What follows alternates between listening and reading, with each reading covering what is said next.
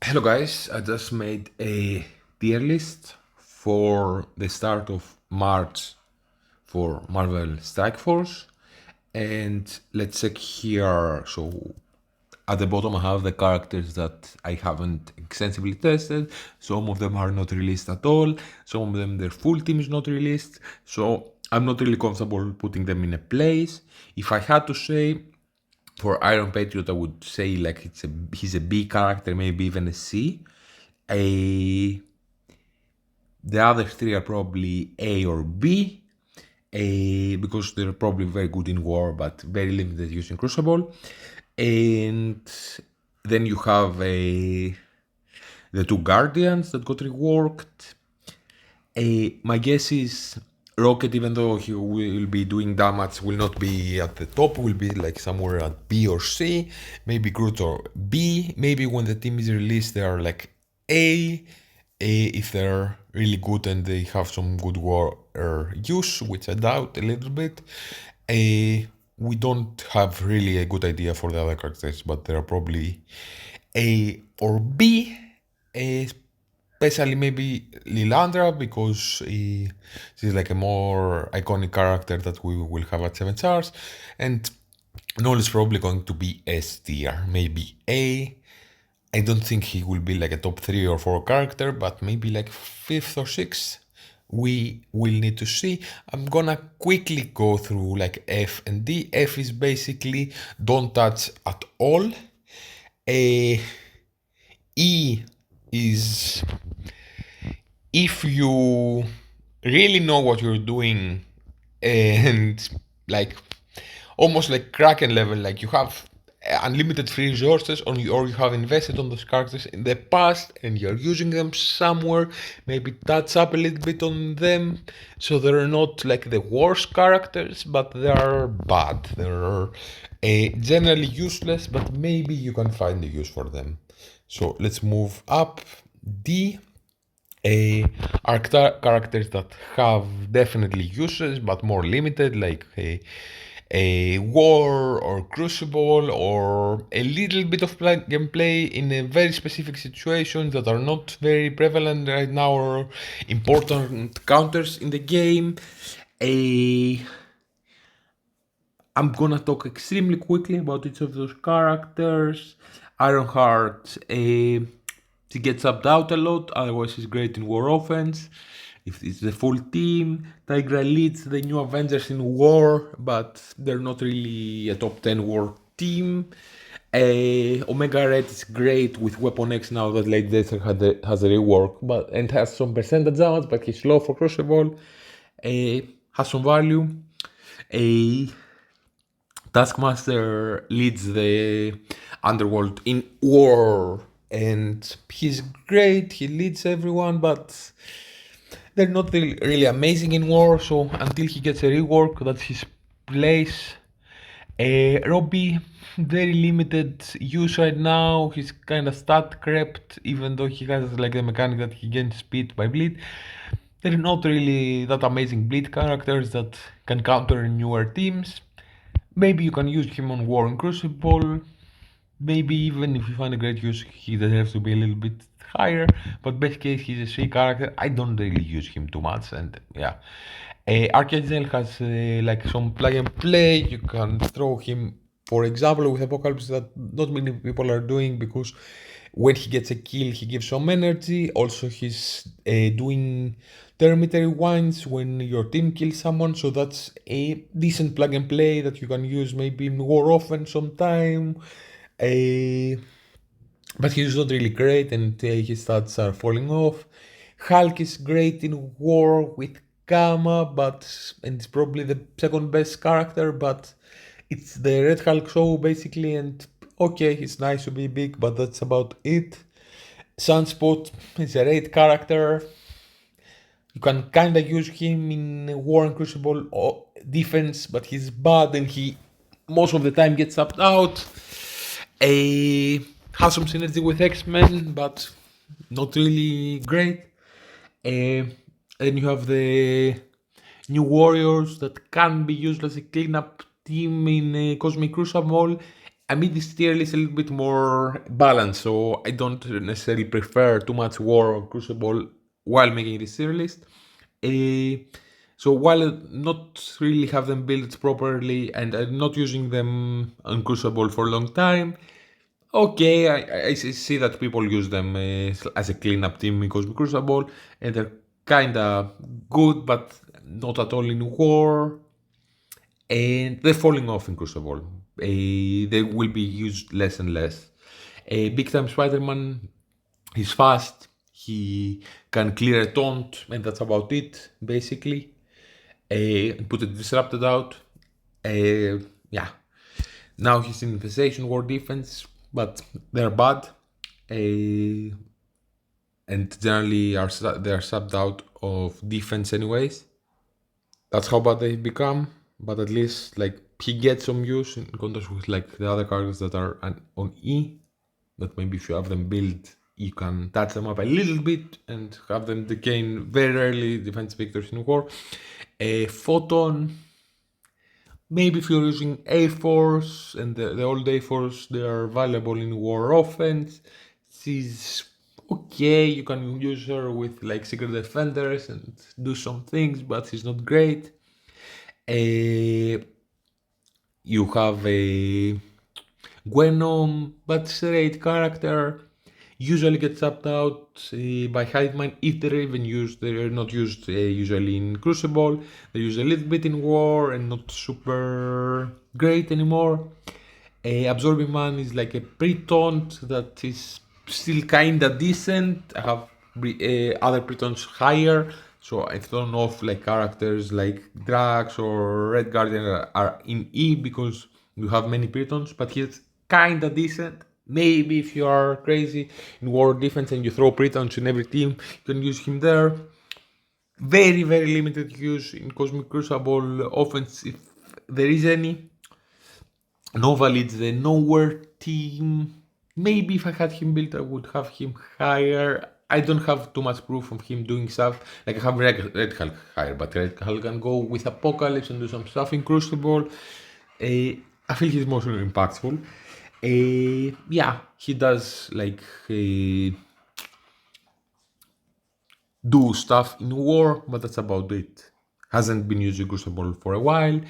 Moon, how is it called? A Mockingbird, I remembered it. Mockingbird is decent War offense with New Avengers, but that's about it. Or generally in War, or defense also. It's a negative, it's nice in War.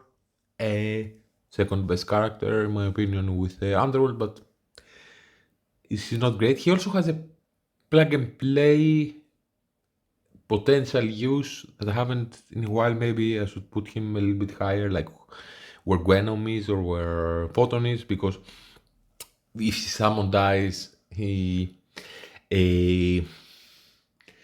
there's a Terminator Rewind by 10%, but I think Hela is better for that and more relevant. So, for example, this is for Crucible because in War, like I don't can't think of an example where you use him and not his full team. And Hela and Cosmic Crucible, even she's used extremely rarely to do this sort of thing. And I think Hela summons, she has better stats. She summons every death. I think he needs to take a turn to summon so she can do more Terminator Winds. So it's not really a use for him anymore, but potentially. Braun is nice with Gamma, does some stuff, rarely gets subbed out. Has a percentage damage in his ultimate, but he's slow to be using Crucible anywhere. But maybe a little bit of plug and play, like something like a tower mode or something like this, or like a weird dark dimension. He's not really great. He's there because he's good in War, gives buffs to Red Hulk. Yeah. Bishop is being used as plug and play often, generally kinda often, with X-Men teams in War and in Crucible defense usually. maybe even offense, and you throw them with Odin and you do something like this and you have him drop, and then Rogue gets a taunt that also has safeguard. I think she still has safeguard in War, I'm not sure.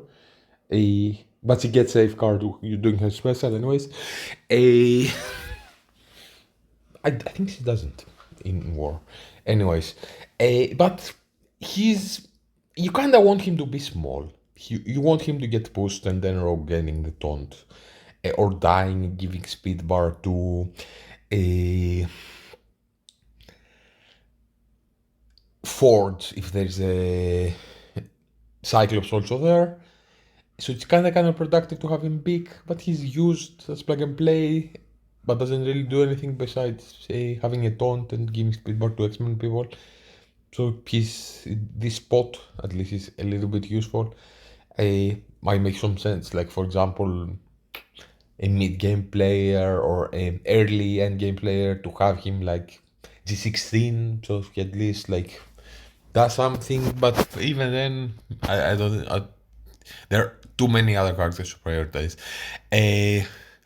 Ronin, he's good in war offense and gives them some speed stats, but not other uses. Iron Man's kinda not used too much anymore, but he's kinda plug and play, can be used with Illuminati.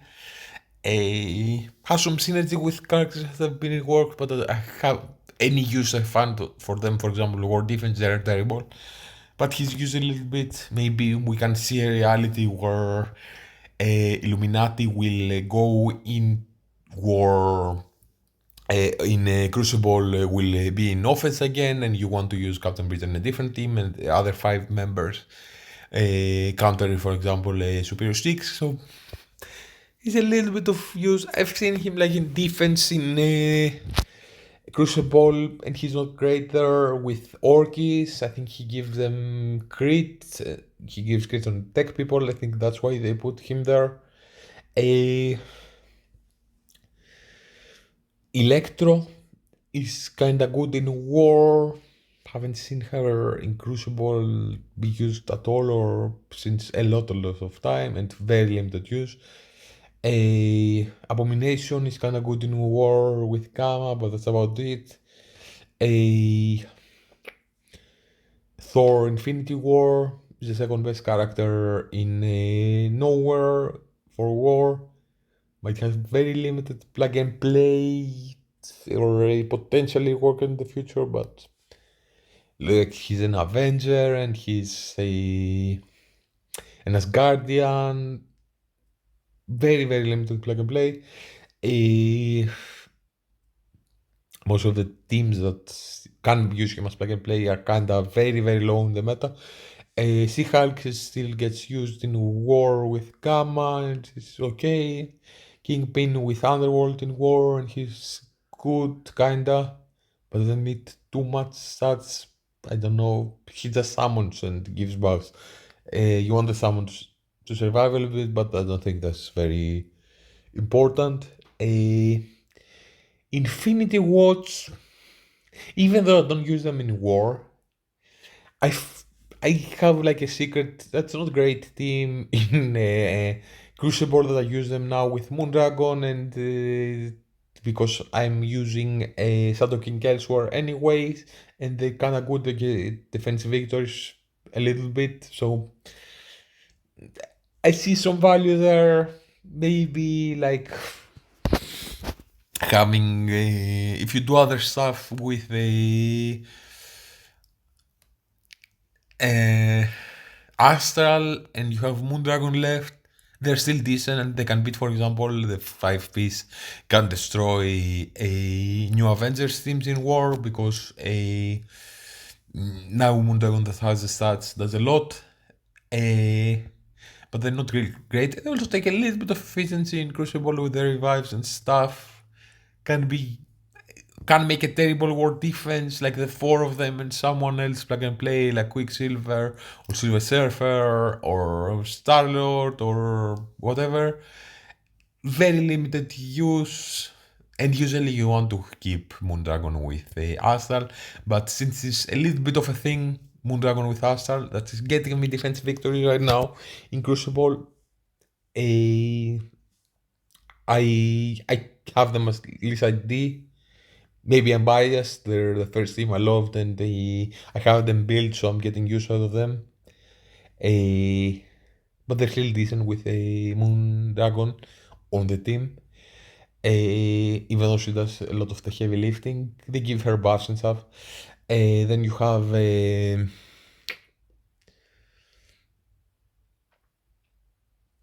1 million Hulk. That I don't remember exactly how he's called. He's used in war offense sometimes, or in war with his team. That is kinda good. So PSD has some uses. It's kind of a newish war team. You have the Cosmo that is a has some value with nowhere in war. Eternals have a little bit of plug and play, but very little. And I don't use him in war usually, and I don't use him use them in Crucible usually. But some people do, and they're kind of okay. Like for the last defense that I have in war, there at least something to consider, or like a terrible last cleanup option in Crucible. For example, I used them relatively recently, but not super recently, with the Secret Defenders to um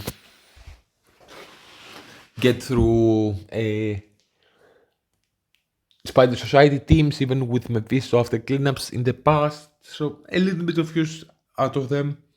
They might make some Eternals, but yeah, very limited use out of them. As plug and play, there are two people you can throw three with them, and they can Termite Rewind by 50% by two ultimates of them. Icarus has a lot of focus to flip positive effects, but there's a lot of safeguard. Captain America Peggy, well, I think I made a mistake here having like the bad character before them of the team of their team in war. Anyways, he does decent damage, I guess, but they're more important, I think, in the team, and he gets subbed out a little bit. They don't, but they're a decent kinda war team. You may find some use out of Captain America. He gives deflect on spawn, which, for example, speeds up Moon Knight, but even Moon Knight is not too much of a thing. Kinda has an Avenger tag, kinda has a very limited plug and play. I've seen him very early in Cosmic Crucible defense.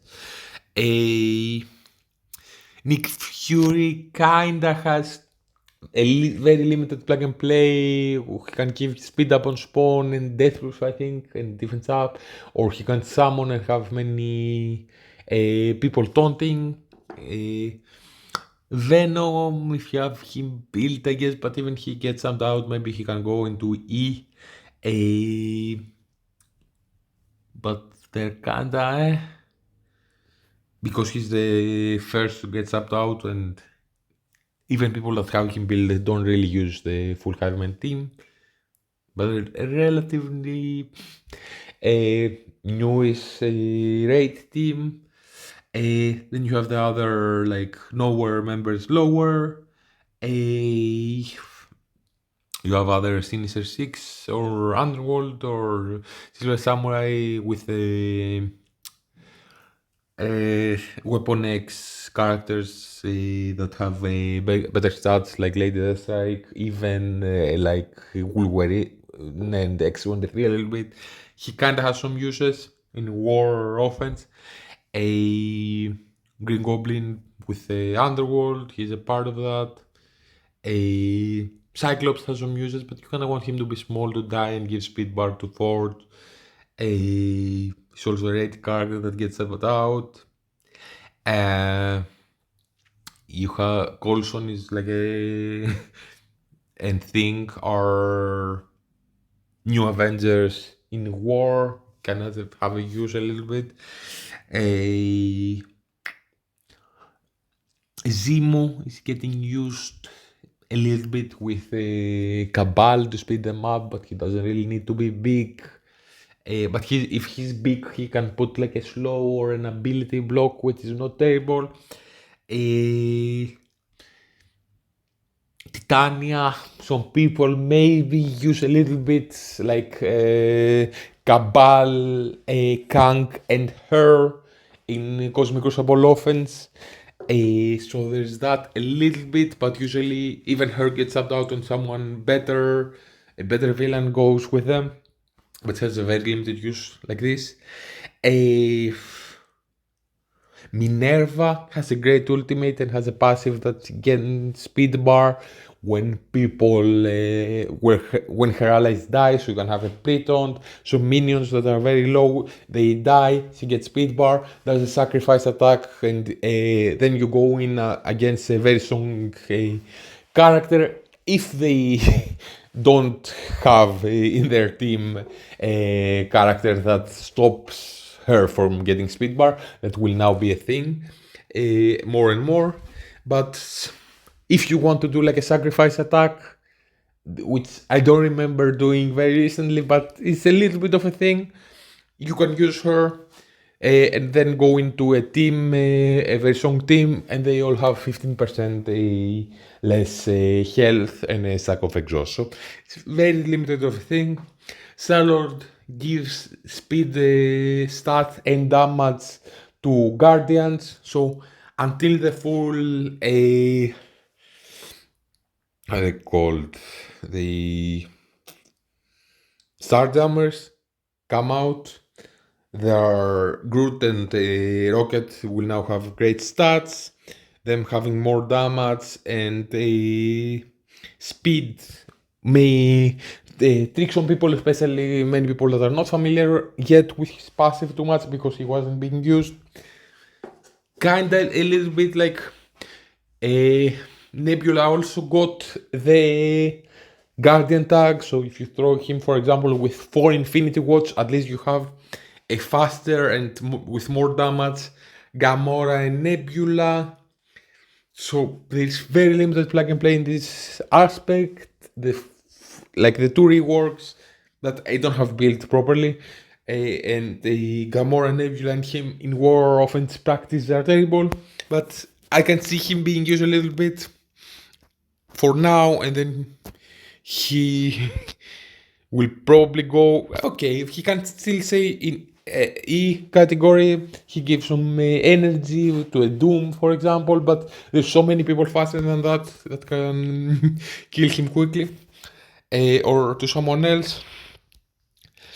Then we go into the C category.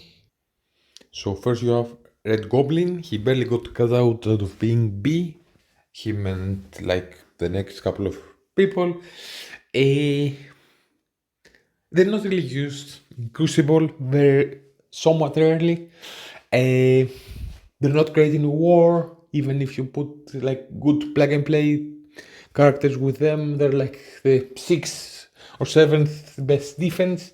They're not amazing, but they're kinda nice. They're used in raids. Maybe they will be used for very, very little time with very bad success in the next raid that comes out. So maybe they're like a filler team that will need to heal like 2 times to clean the nodes and to throw the new characters when they're released to start removing pieces of the team, and he will stay for a while. So there's a little bit of use. He revives, he does very decent damage, he gains speed bar when his characters in his team drop. He clears negative effects from his team and heals them. As I said, he does very good damage and he can drop people.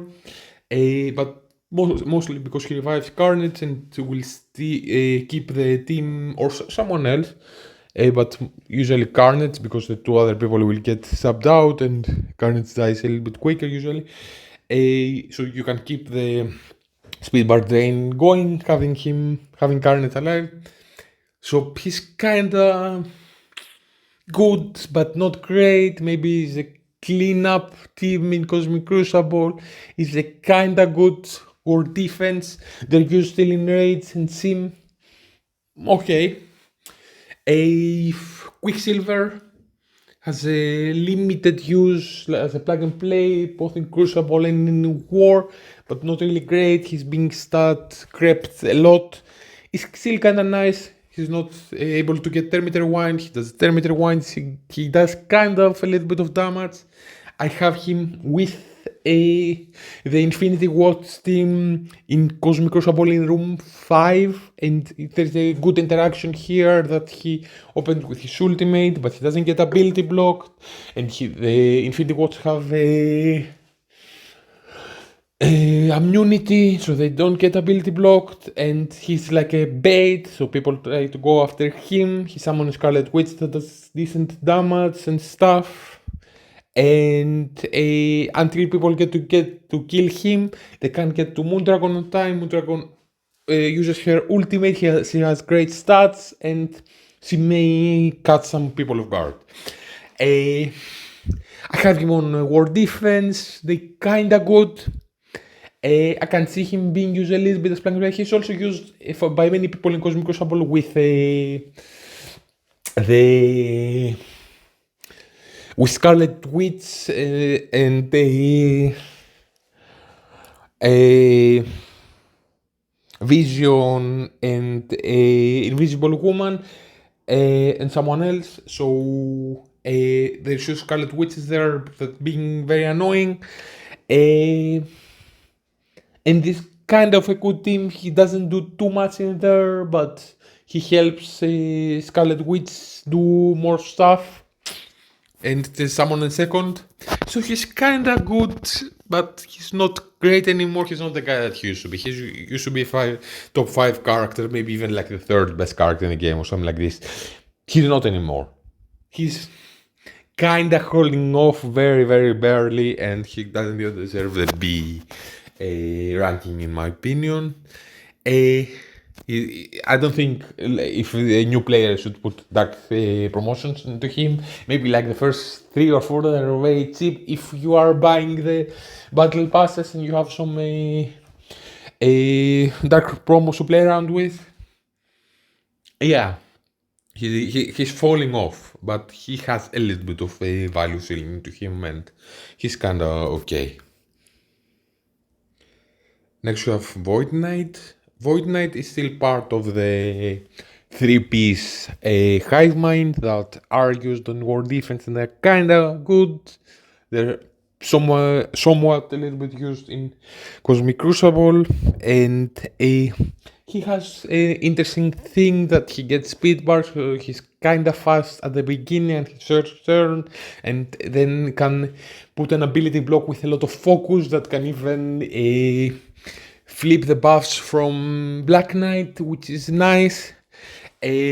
Or counter, for example, like a Black Cat that spawns with death proofs that he can flip, and then he sees just dies by the bleeds. So he's kinda okay. I can see him have some limited plug and play. Even when Hive Mind is gone, he doesn't really have stats, he doesn't do damage. That's why he's not that like Red Goblin is doing damage and is doing revives. Void Knight is just putting an ability block, flipping some buffs maybe at the beginning, and like maybe sealing an energy and putting a defense down on his second turn, but usually then the matchup is already determined if you win or lose.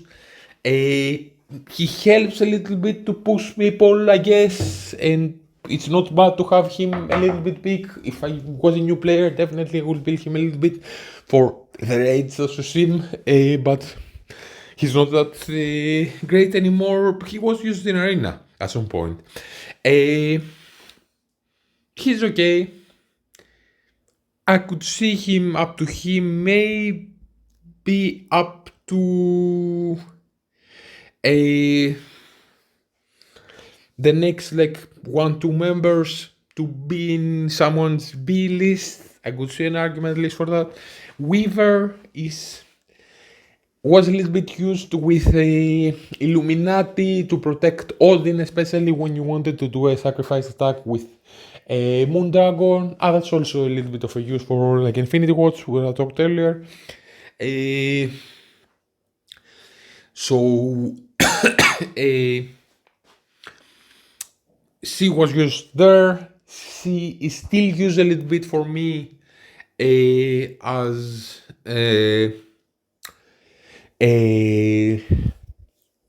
with Mephisto in War Offense to counter, with Odin in War Offense to counter Mephisto.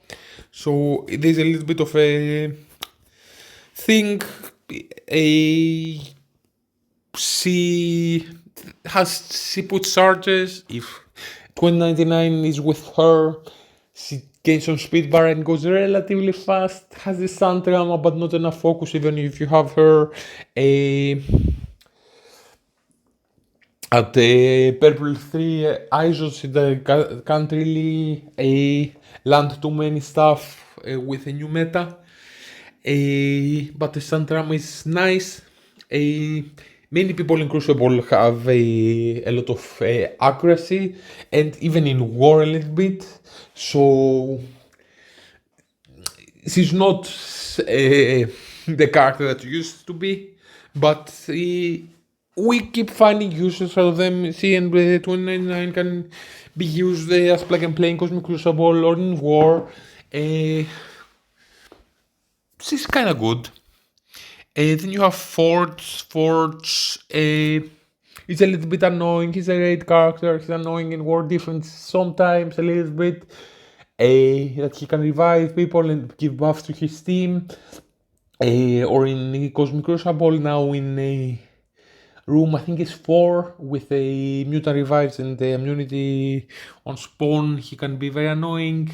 He's decent, but he doesn't really do besides like is getting efficiency sync for the opponents. In Cosmic Crucible, he doesn't really do too much. He doesn't have like great stats, but he heals his team a little bit, buffs them up. Nightcrawler is still relevant, so maybe when Nightcrawler is with the team, we can have a little bit more like there are many X-Men characters now in the game. There's a little bit of value in that. Like maybe even like Professor X goes with them for whatever reason. I highly doubt that, but and then he clears his negative effects. He gives him a counter. He gives him dodge. I think there is some value for Forge. Then you have a Mr. Fantastic.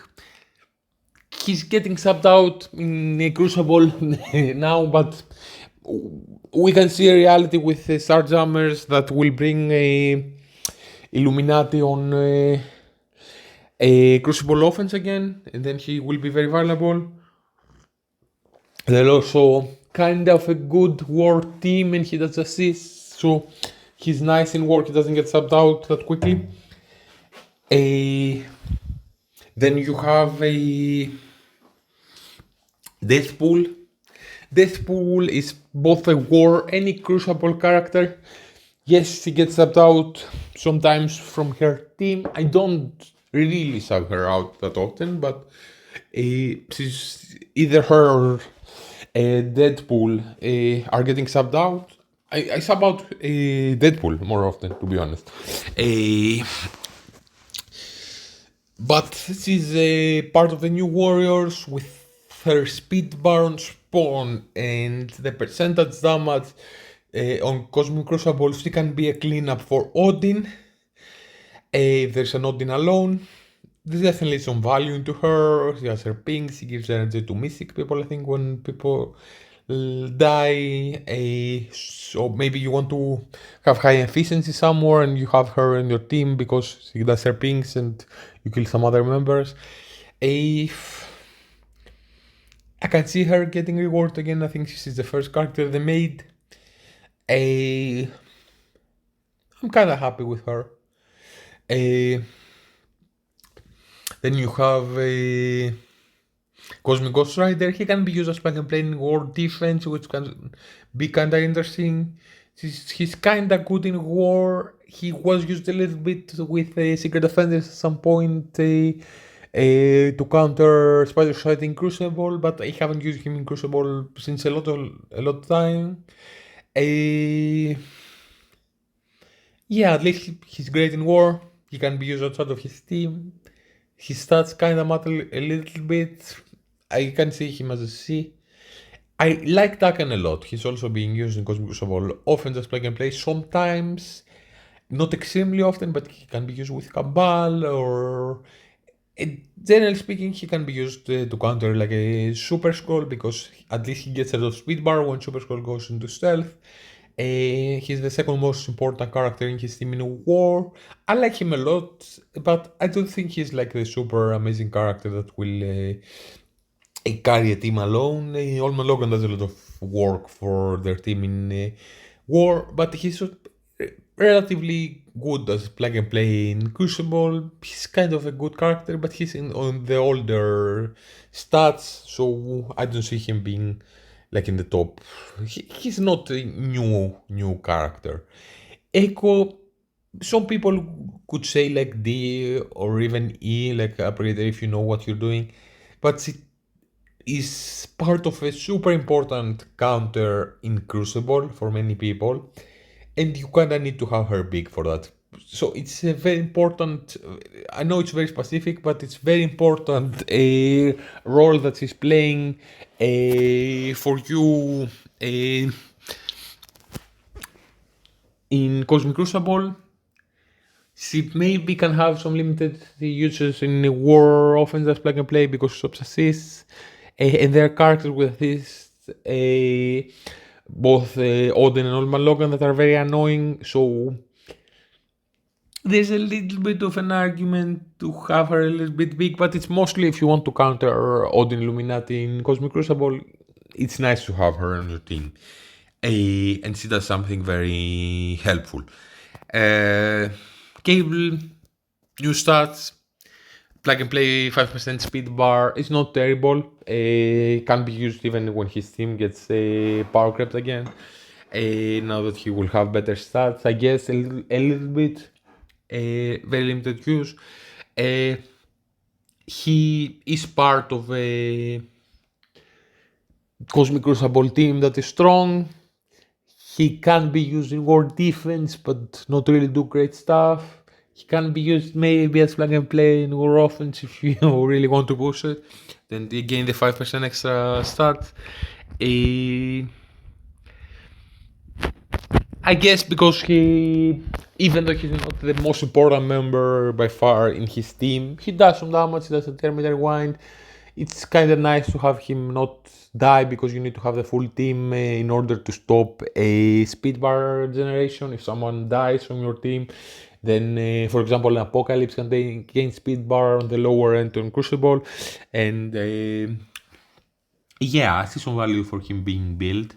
Like even having him in water defense and needing like a bigger team to counter because he will be doing damage because he has new stats. A Higames with the 5% speed bar is not like negligible. You can certainly keep him into account to have him as a plug and play character. He's also giving the 5% on defense that Kang and Oath are not. So it's definitely something to consider. Why he's at least at C ranking. Tokok, he's been used in War and Crucible and he's good, but he's kind of getting subbed out a little bit, and I don't know. Ghost Spider, not really great, getting subbed out, but she's kinda okay, kinda used in War and Crucible a little bit.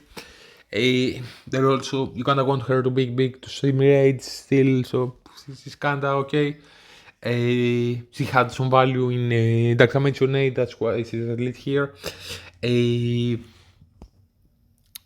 Black Bolt, he's nice, he can be used with Illuminati again maybe in the future. He's kinda nice in War Offense with Illuminati. His verbs are kinda nice even as plug and play. He gives them health in Crucible, but now Omega Red, the Phoenix Force stops that. So he lost a little bit of value, but he's still kinda nice. Then you have Wasp. Wasp does a lot of damage. Does dodge a little bit. She's annoying a little bit. So she can have very limited crucible use. She's strong in a war, but even then she gets subbed out many times or sometimes. A new character, new stats. She definitely does a lot of damage with her special, but I don't know. She's not like the. She gets subbed out. She's not using Crucible too much. Gambit is kind of nice, and also the duo with Rogue. He's kind of valuable now, or at least annoying in the room with a revive for mutants, and having safeguard by Rogue makes this kind of annoying because of Crucible. They may get revamped a little bit, but I doubt it with Professor X coming in the game. He gives some stats, I think 30 or 50% health to X-Men that can be a little bit interesting, but I don't think like Professor X will go, at least with the older X-Men, too much.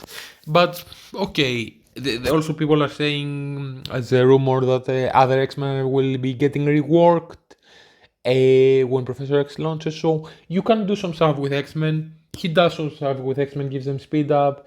His Accelerate character, he's the Crucible character, which is nice. He gives them health to all the X-Men. Yeah, he's still kinda good, but not great. A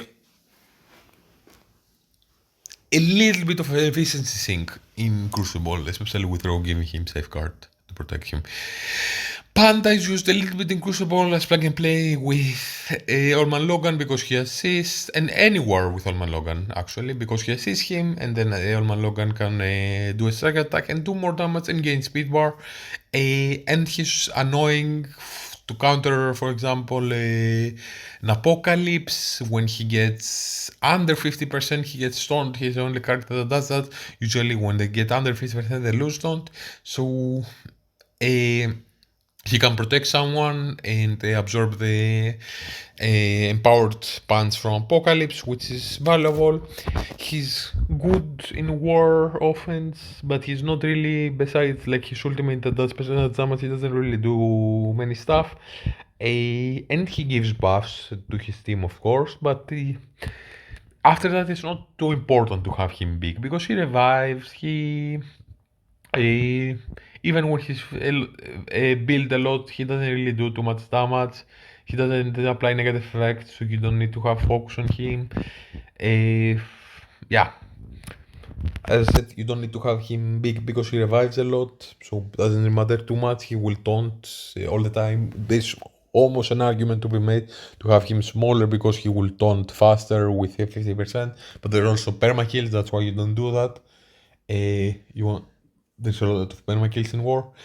A lizard, he's used a little bit in war. You can use him, for example, in war defense with Cabal and Shocker, and Shocker gives him speed bar on spawn. He's a raider, he crits, he can gain extra speed bar if someone with Spider-Verse tries to attack him. But now we use Cabal in a more important war offense counter, and he gets upped out a lot by his team in Cosmic Crucible, but he can also be like a plug and play Cosmic Crucible a little bit, even when people are putting him with a Spider Society on defense because he kinda counters a Black Cat that usually is used for that. So there's some value into him. Also, like when you go after the Spider Society members, he takes speed bar, seals the buffs, has many death proofs, and has a taunt. His special also gets taunt. So I can see some value as him as plug and play, but not too much. Same as a Silver Surfer, even though he has higher stats, and he has a little bit of synergy with like Cosmic Heroes, and he's used a little bit with Annihilators. Also, like if you want to put like scroll with them, some people are keeping a Silver Surfer and putting an extra hero so you have the hero stuff in Scrolls kit. I don't particularly use him too much in War. I don't use him in Crucible. He has some plug and play. He has newer stat kinda. He's not too bad to have a. Has a lot of focus and resistance. It's not too, but not too much focus to strip the charges of Black Knight usually. But he does remove buffs and puts an ability block with his ultimate. He puts defense down in his special. He gets extra speed when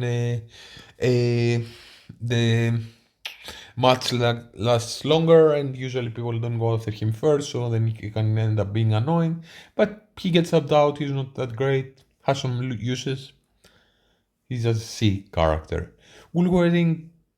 He's a raid character. He is used in War offense and is kind of valuable with Weapon X, but he doesn't really do too much of the lifting. It's mainly late Deathstrike and then Omega Red with his percent stuff, but it's not too bad to have him big. He's an X-Men. X-Men are kinda working with each other now and may with reworks have a little bit extra value. He's kinda newish, but not really good stats. He's a little bit annoying with his revives. Can be annoying in War or take some efficiency in a Crucible fight. Not super great. You kinda need to build him for raids anyways. Use him with Weapon X more offense. They're kinda good team with a Late Death being so amazing. Then you have other War characters that have limited use in Cosmic Crucible. Undying are kind of good, and they probably will be having a new Undying. People say it will be a zombie Captain America, which I can see being a thing. Hela has her plug and play with which removes speed bar. Zombie Juggernaut, Zombie Iron Man, I think is a little bit more.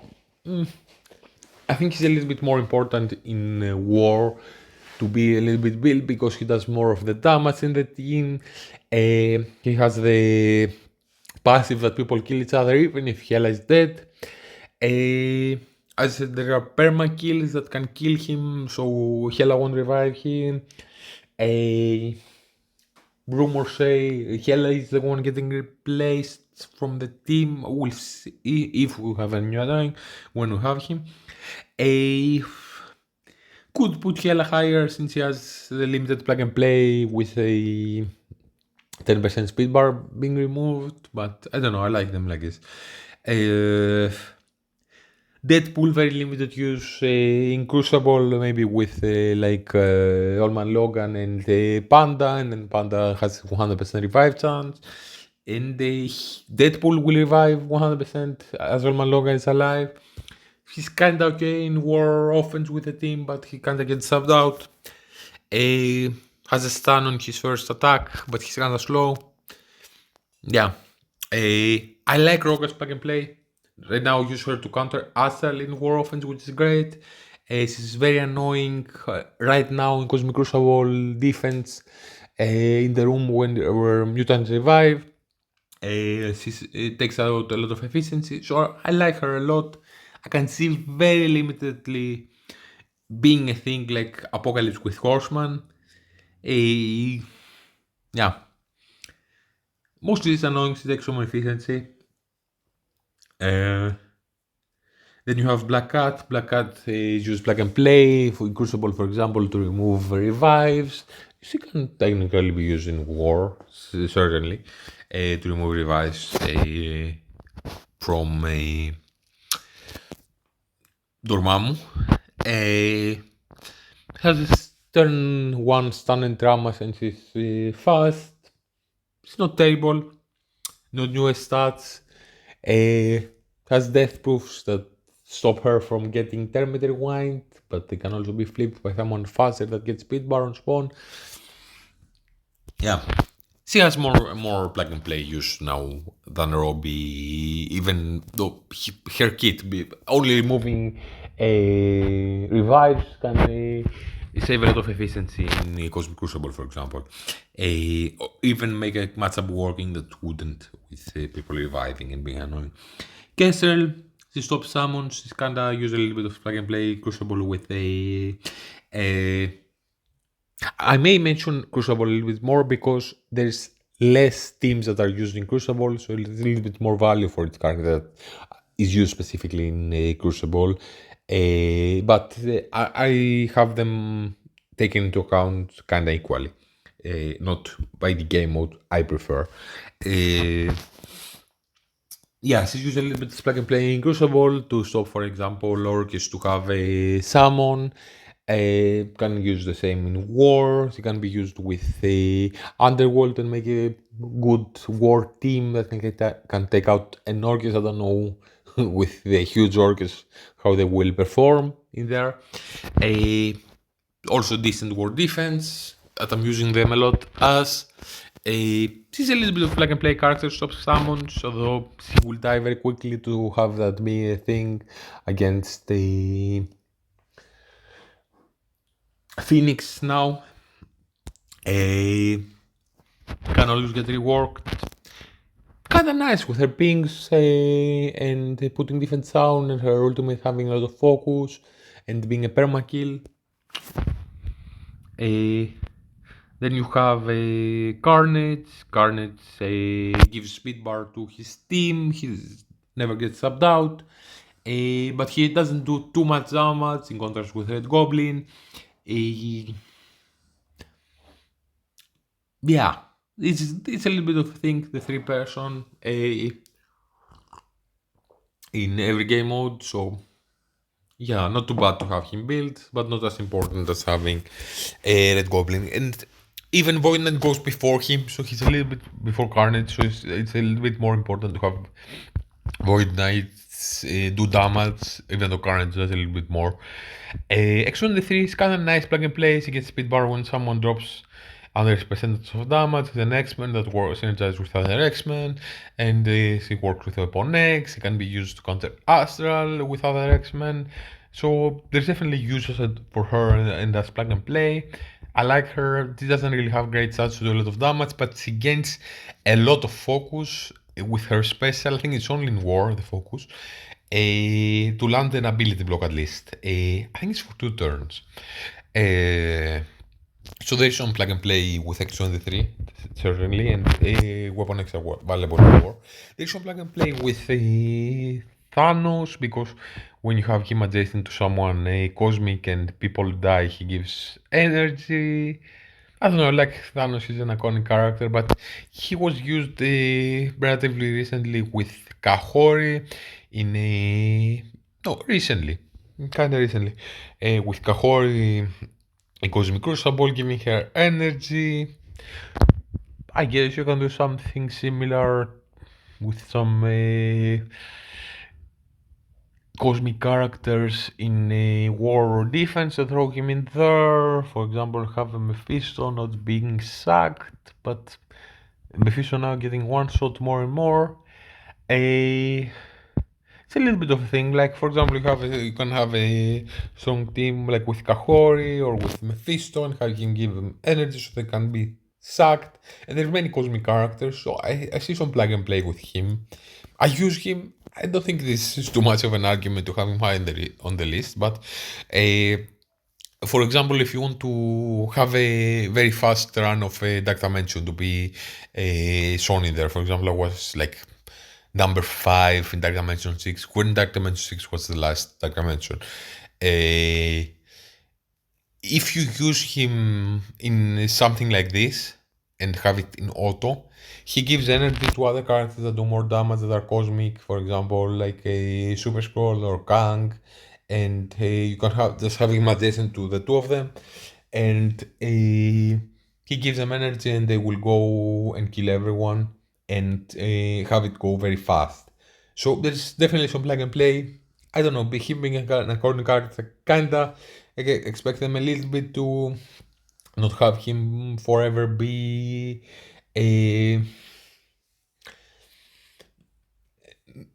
irrelevant. But we also have the endgame Thanos now.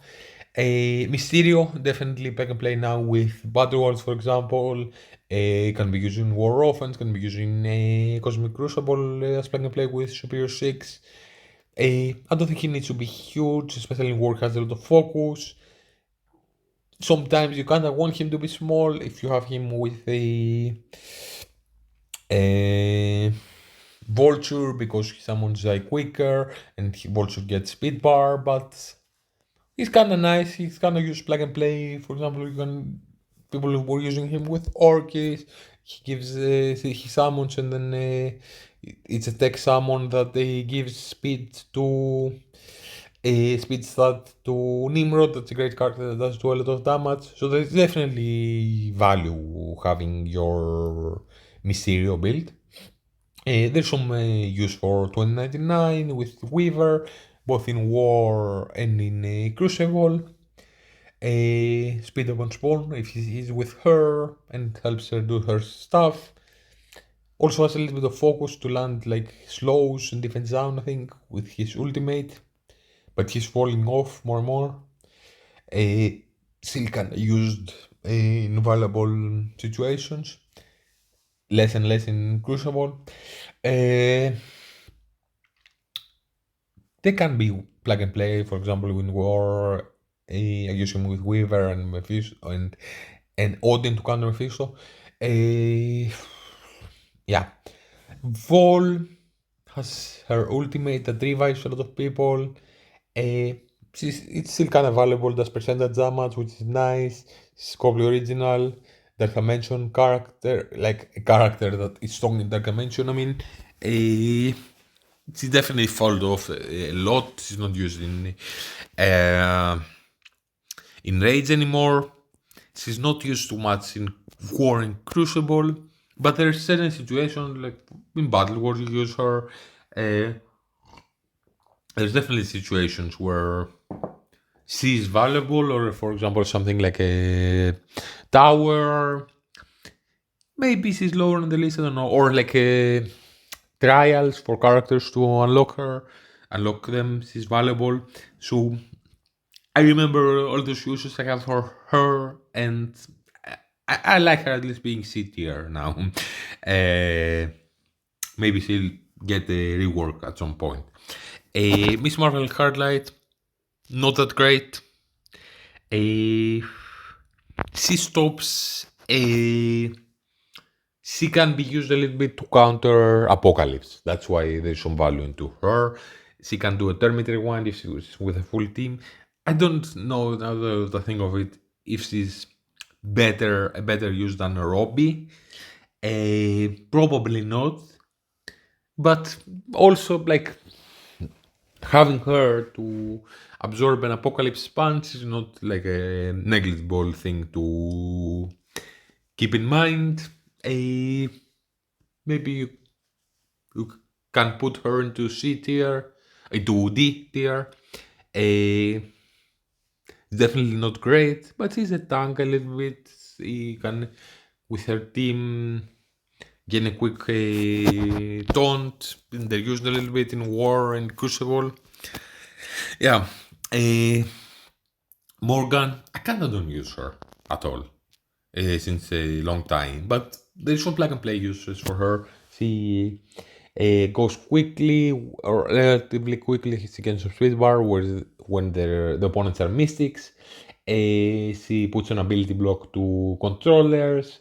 Now she gives speed, not speed. She gives stat on speed bar. She gives, and she gives stats to Scarlet Witch or even Agatha that have newer stats and they are have got a reward, or even Apocalypse. So she gives them all of them health and resistance, which can be very annoying.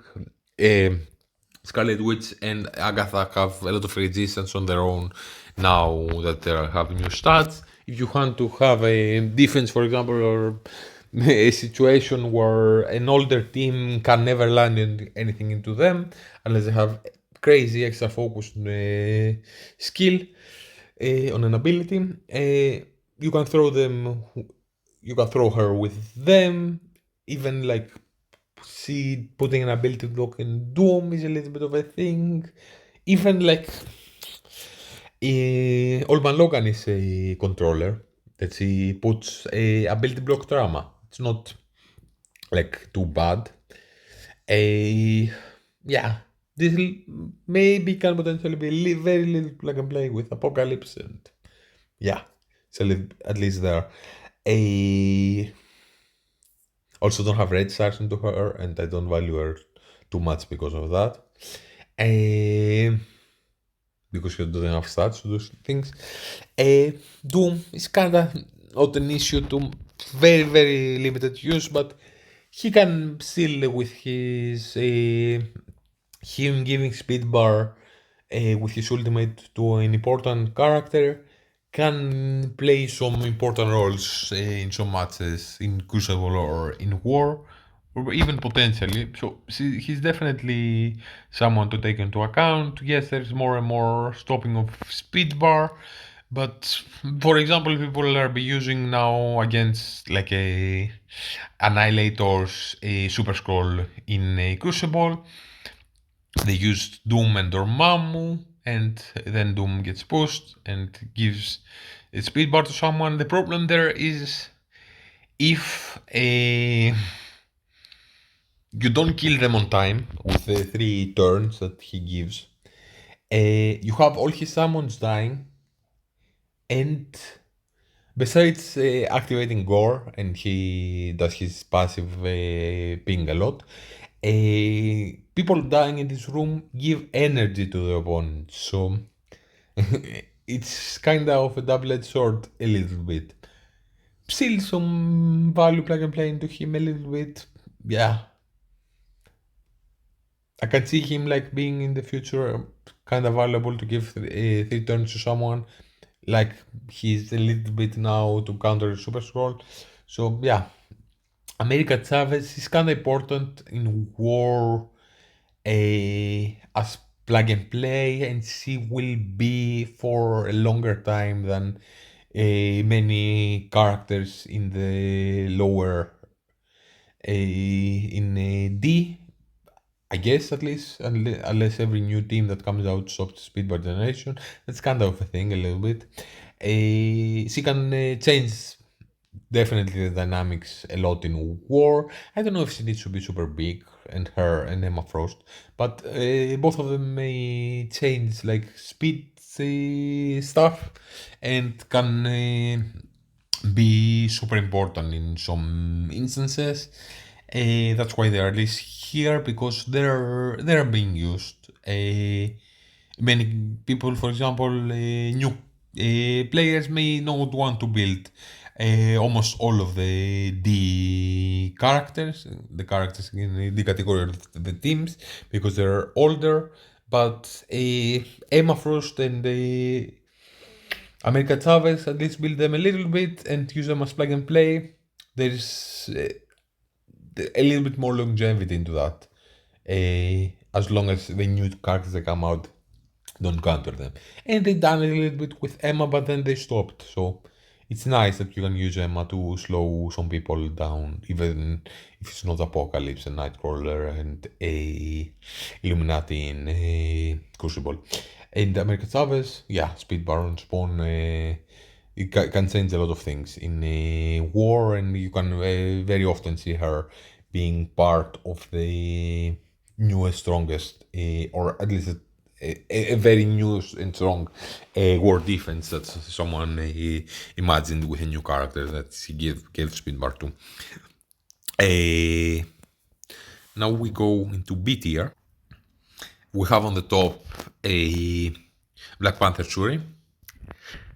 She kind of has a limited role in War. Illuminati aren't that great in War, but she's she's important to stay alive in Crucible. She's part of the strongest Crucible defense. Still, all the stats will get power crept a little bit. Illuminati aren't the best Crucible team necessarily, and more Crucible teams are coming out. Yeah, still a very strong character. Not as important as other member, or as Captain Britain and Hank. I think in her team, but still very important, and at least she gets a B tier. Falcon is a raid character, he's a war character, he has a Crucible plug and play, he has new stats, gives speed bar, he can be plug and play and give speed bar to a lot of teams, that's very nice. Does a lot of damage with his ultimate, even in Crucible. And he's very important, does a lot of damage in his team in war.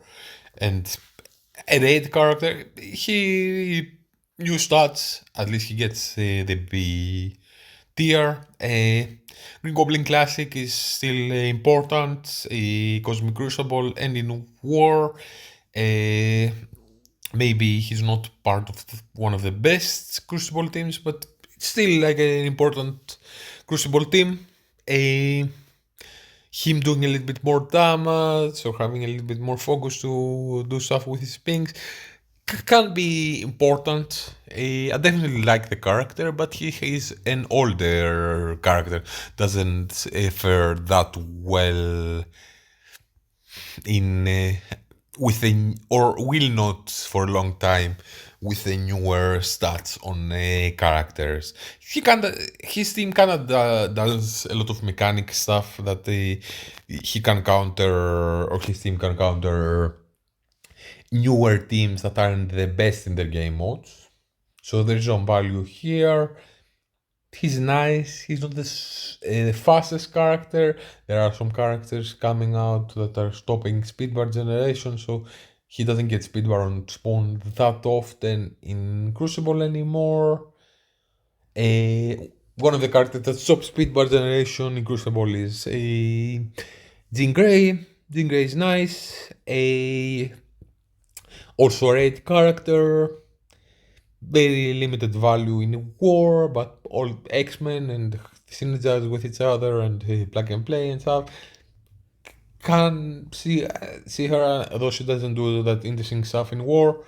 She has new stats, can be a little bit annoying. For her being in a raid team that you want to see, and important part of her Crucible team, although she's not the most important character, that stops speed bar generation, but you need the whole team to be there. Limited plug and play in war, I can see her. I see new shots, I can see her being in B. Sentinel is nice. He gives his team immunity on spawn.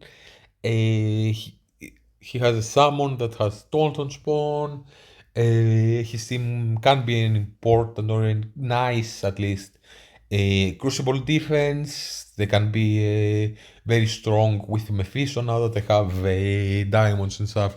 They can be strong with Mephisto on defense, especially if you throw Aris on them in war defense. Yeah, he's a nice character. He's a raid character, newer stats. Yeah, he's good. Sasquatch is a nice Breton. It's one of the best in the game because he keeps reapplying Breton himself. He's a raid character that you kinda want to see him, so you want to kinda have him built for that. He's an important war defense character that many hybrids are being created with Alpha Flight members, and that can make a very strong war defense. He's a part of the most important Cosmic Crucible defense for many people with the Odin Illuminati. So he has many important uses. You want him to be beefy, to not die quickly. And he will be used for a while as least as a plug and play character that has taunt on spawn. He also has safeguard on spawn in war, so yeah, he's kinda good. Kinda want him to be big to see in the raid, so yeah. He got a nice spot here in B. Shiny Supreme. She's nice, she revives people, she puts debuffs out, buffs to her team, she heals her team up. She's not doing much of heavy lifting in her team, but she's an important member. She can speed bar on spawn. She's a little bit mechanic. That's why she has the speed bar on spawn, puts defense down slow on the opponents, puts speed up on her team. After that, she flips the negative effect. She doesn't need to have great stats for that and do too much stuff. Her basic will come very rarely. Yes, it does put some debuffs and does a little bit of damage, but yeah, you definitely want to have an Orkis that is that is strong and big, and have her not die to potentially revive someone. But if you have them, for example, with Mephisto, this kind of doesn't matter that much. There's also many times. Well, generally speaking, you want to go with perma kills because there's also a Omega Sentinel in this team. But and Blade has permakills that is one of the main counters for the team. So she kinda lost a little bit of her edge and her value. She's also almost kinda plug and play. Maybe some other people will drop from Orkis and she will stay because she's kinda plug and play, going fast and putting debuffs and slows to the opponents and potentially reviving her teammates. They don't need to be Orkis, and maybe you throw her with someone with a team that has immunity on spawn, so she puts debuffs on the opponents and not on the team. So maybe she will outlast other Orkis members. We'll have to see. Right now, other Orkis members to damage are a little bit more important, I think. But she's nice. I like her. Kang kind of has dropped to B tier, but he is still kind of valuable in wars plug and play. Can be used on defense, but also on offense a little bit better. Crucible, he's almost saved with Cabal and does do very decent damage. It's kind of important. He gets speed bar and stuff, but his damage kind of has fallen off by the opponents having bigger stats more and more. Yeah, he's important. His 5% speed bar on spawn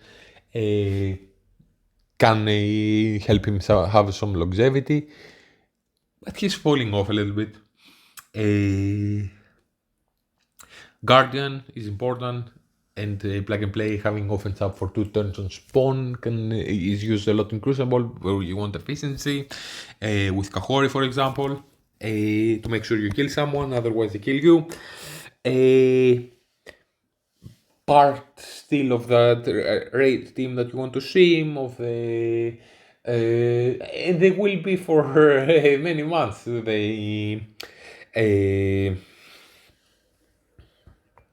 Spotlight 2 raids. They just started relatively recently. He's subbed out a little bit of his team in war defense, but he's like the third person that gets subbed out, so he stays also with his teammates and yeah, I have him above North Star because I feel like the plug and play with offense up on spawn, I think is more important and more used and can be even after their team has died. And Stan on his first turn is not bad. Yeah, Hercules, Raids, War, some plug and play in Crucible. I love to have him big to see what he does with diamonds. If his team can be taking out more efficient teams, but kinda like okay, yeah, he's a big B tier. Not necessarily the fastest. I know you see him get some speed bar when it's against mystic characters in war and in raids. You want to sim the raids, of course, but haven't found a great use for him in Crucible. Yeah. Then you have, but still new stats. Yeah. Then you have Cabal. Cabal now feel a very important role in offense for me in war, that they take out a absolute A-Force team with Super Scroll, and even if there's an Odin in there, they do this. And you have 3 Cabal, Apocalypse, and Ultimus for that. So all those characters are high. Iron Patriot gives damage to villains in Crucible, so he can maybe at least his him a little bit and be a plug and play. He definitely, like with a vulnerables on spawn, he can be plug and play. And swapping the speed bar generation in Crucible. Cabal is a very strong Crucible team, but kinda cannot deal with the 2 or 3 highest defenses. So they kinda counter a little bit, and he doesn't perform a super important role in a war, even though he puts the defense down and maybe strips some buffs. He doesn't perform, and potentially when the match is determined if you win or lose, can put a stun, but yeah, he kinda, I don't know, Cabal has fallen a little bit in Crucible. He's not the most important member in there in war, so yeah. Leader, nice that he also cleanses like villains. I think he's a little bit less important than Iron Patriot, because Iron Patriot is also plug and play, but you could potentially like split them up and try to do something with Gamma, I don't know. And his special calls villains to do attacks that it can do a lot of damage, and he has some plug and play like give speed up and I think counter to villains with his ultimate, but he will never reach it usually if you throw him with a different team. Miss Marvel classic, I think it's very important in war. It's super important to be big to stay alive and for this team to get defensive victories with her and Super Scroll and Absolute and protect Kahori. She's not higher because she has limited use in Crucible, because Kahori usually is great alone as plug and play, and you need to have Kahori with her for her to taunt. Otherwise, it doesn't taunt, at least on spawn, which loses a lot of her value in Crucible. So I don't see her doing great stuff in Crucible, and though I value War a lot and I value her greatly, and I have her at the highest level I am, quicker than other people before her a little bit. I want to make more of a balanced tier list. It's not great in Crucible. She doesn't deserve to be higher on the list, even though she has newer stats. If she had a taunt on spawn or Crucible, it might be a little bit different, because she has nice stats, especially when you get diamonds on her. Jax, Zombie Juggernaut, taunt on spawn. Many people say the second best in the game, has nice stats, very important in his team in a war, but they kinda don't take out the strongest teams. Undying might get revamped, as I said. Does a lot of damage, plug and play in Crucible on defense, might even do like a little bit of damage, or like potentially put a slow out on Crucible. He's not always just there to just take a dying hit and instead of someone else in his team. So he's definitely a lot more plug and play than other Undying, but yeah, he doesn't necessarily like can compete with other characters that can do more stuff than him. He also doesn't get like when he gets speed bar when being hit. I think only when he's with his team, so it loses a little bit of value in Crucible. It would be nicer if he were getting a speed bar when being hit and then putting a slow out as a pre-taunt in Crucible and not just dying. Craven. I think Craven is very important. I like him a lot. I don't know if no, he's under Green Goblin. Yeah, he's nice in war. He's very nice in Crucible. I very rarely sub him out. He gives his team a safeguard. He puts an ability block. He has a permakill with his ultimate. I like to have him big. I think he's also valuable even in war. He changed so many people. Does very decent damage. I think he's my favorite, my second favorite character, even though.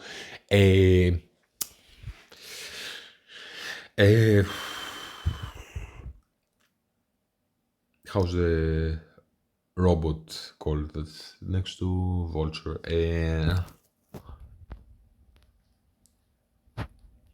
Spider Slayer, yeah. Spider Slayer usually, many times you have like a team with Spider Slayer, a Vulture, and a Goblin in Crucible. So maybe I should throw Craven under that, but I don't know. I like him a lot. He does very decent stuff. He has been very, very valuable for me up to now. I think in his team, when it is a full team, he's the second best. Kinda want to have him big. He kinda goes fast. May have some plug and play with Insect Sticks in war. Yeah, giving safeguard on spawn.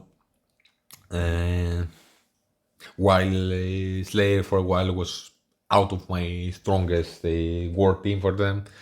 Yeah. Beast is a raids character. He's a Crucible character. Some limited plug and play in war, having all the X-Men. Maybe with more X-Men coming, he will get a little bit more value. But he doesn't do very interesting stuff, especially like in war. He does a cleanse. He heals a little bit. That's it. He's not super fast. He gives some buffs with his ultimate, but doesn't even do damage or debuffs to the opponents when clearing the buffs. So I don't know. I feel it's a little bit of a waste. Yes, when he assists with a storm, he also flips with his basic. He flips positive effects to negative ones, but generally speaking, I want to use Storm with better characters. Storm is more important for me. So I kind of just see his value in war, to be honest. I see it with Storm, and I don't think he does very important stuff in his team in Crucible. Storm's damage value is more valuable and matters a lot more. Even with a Jean Grey, I know like Polaris probably does better damage than Jean Grey, especially when Jean Grey doesn't have diamonds in Crucible, but Jean Grey is also being used in raids. So you want to have her big to sim, and is a new character, has some good mechanics. Yeah, so okay. Beast can be a cleansing machine for X-Men. That's nice. I guess he has new stats. Can be a little bit annoying in war defense, but not really. So he's a B tier, and he's part of the raid team. So that's another reason he's above Polaris, even though Polaris does more damage in Crucible only. Then you have Vulture. Vulture is very nice plug and play. If he's with 2 superior 6, he flips his speed up to slow to the opponents if they can't get slow, and gives speed up to his team. It's very nice. This plug and play is very nice in war. He's very nice in Crucible. Even without his team, he gets speed bar when the opponents are heroes. So maybe you can throw him with Cabal, although I do this less and less. And he gets a lot of speed bar, and he special does strip buffs and puts slows and offense down, so he can go very fast. Crit for Cabal to get speed up, remove buffs from someone, even from a Black Knight. He has a lot of focus to do that, and put slow to someone. So especially if he's with 2 superior 6, he gets speed up and gives speed up to his team and slow to the opponents. So he's definitely very valuable. If he did that without, or had speed up on spawn and did that without two superior sticks, he would be way more valuable because you wouldn't need to have 3 spots taken of a team now that we need more characters with newer stats. But he's very nice. Terminator 1 with his ultimate, when he gets to it, gains speed bar when someone dies, either his teammates or the opponents. I like him, but he starts kind of falling off. He doesn't really do too much damage anymore. He might not even land his special. With the opponents have more resistance. Yeah, I see him falling off a little bit, and many people cannot get slow. That's another reason.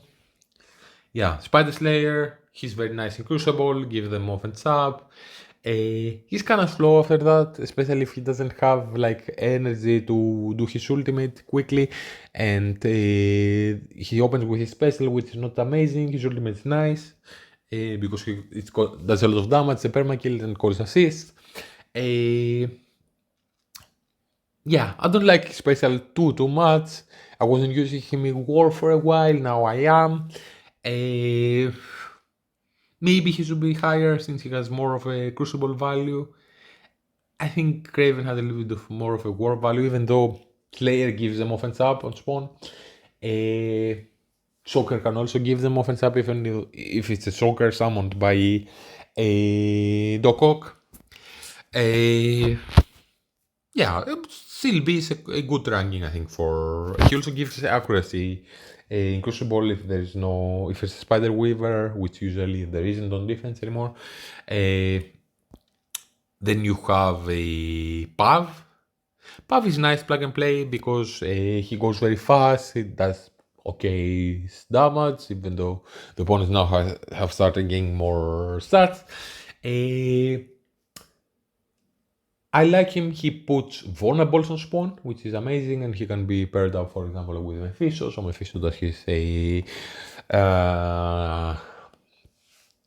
ISO attack even when he does his empowered stuff. Doesn't do a proper attack, but even when he does on defense, when he does an empowered ultimate, it does an ISO attack if there's a vulnerable there. He can at least a little bit more focus. I don't like particularly to switch him to a skirmisher. His special also removes a debuff, removes buffs to the opponents, which is nice. It's also nice when he does his ISO attacks because he gives speed up to someone. So he goes fast, having speed up on spawn. He then can attack his own vulnerables that he has put out, do a nice attack, give speed up to someone else in his team, and then he can change the speed dynamic in a team. So he's valuable. He can be used plug and play in Crucible. He can definitely potentially be used plug and play in war. Right now they have a little bit of a buff for skill, so it's a little bit more with his team. The speed up on spawn can also be countered by Vulture, which I don't particularly like. Definitely see him being a little bit more of plug and play and have some longevity. On the other hand, it's kinda him landing his vulnerable is reliant on him having enough focus, which he kinda doesn't anymore. So maybe we make him a skirmisher, put all the vulnerables because he lands them. Maybe even remove a buff from someone, but not does. He won't do anymore his ISO attack and not give speed up to someone and do less damage as a skirmisher. So yeah, some value for Pav. A raid character still. Some use in Crucible on defense besides plug and play, like with his team. That's not great anymore, and one of the it's my worst defense now that I'm looking to sub out. Some relatively strong in war defense, but not great. Maybe if you hybridize them a little bit, you make them a little bit stronger, but don't really see them and Doom being a great defense. Okay, you absorb a Superior 6, but I don't think a Superior 6 is that much of an important team to have on offense. That you will be happy to when your defense pulls that. at least my opinion. Then you have a Medusa. Medusa has a lot of stats and does very decent damage. It has some plug and play that the opponents cannot spawn with evades and I think deathproof, I'm not sure. Or deflects, I think with deathproofs. So she has some plug and play on her kit that is okay. She does decent damage that can be used a little bit of plug and play in Crucible, but not really, not too much. She's important in war to do a lot of damage. Uh, yeah, it's a strong war team that will be strong in war for a while. Has some use in Crucible, but not too much. She does very nice damage now. Yeah. Captain Sam now, as I showed before, his team, I don't really have them ranked, but right now he's a very nice plug and play character that gives a speed bar to skill characters and to everyone, but more to skill character, does very nice damage. Gets a taunt on his second turn that he will get faster because he will get speed bar, and has a lot of resist, deflects, and does counter attacks, and with his taunt he can protect someone. So he has very nice stats and does damage and health. Maybe he can go higher on the list if he's important. I don't think he will be one of the most important members in his team. He's definitely not one of the fastest. We'll see what will happen when his team is better. Uh, right now I have him here. I use him as plug and play. I have him on defense with the Spider Society, both in Crucible and in War. They're not doing amazing, but from time to time they're getting a defensive victory. Giving them speed bar, it's nice, and him taunting. If you don't go in with a strong team on that can kill them on time, it can be very annoying. And he can do some stuff. There's also some plug and play uses for him in war, besides in war offense, for example, because he does decent damage. I think he gives energy on his special to skill, which is nice. Gets an assist from a skill member.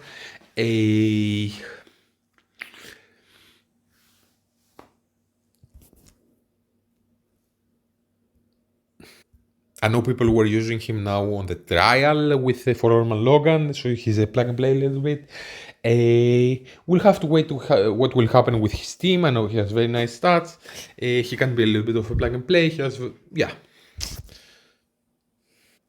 Maybe if his team actually is good in Crucible, but I don't think he's great, and I face it a little bit, maybe he will get a little bit of higher ranking. Or maybe we'll see like that his team is not really important, he's been subbed out, and he will get, I don't know, he will say he's a.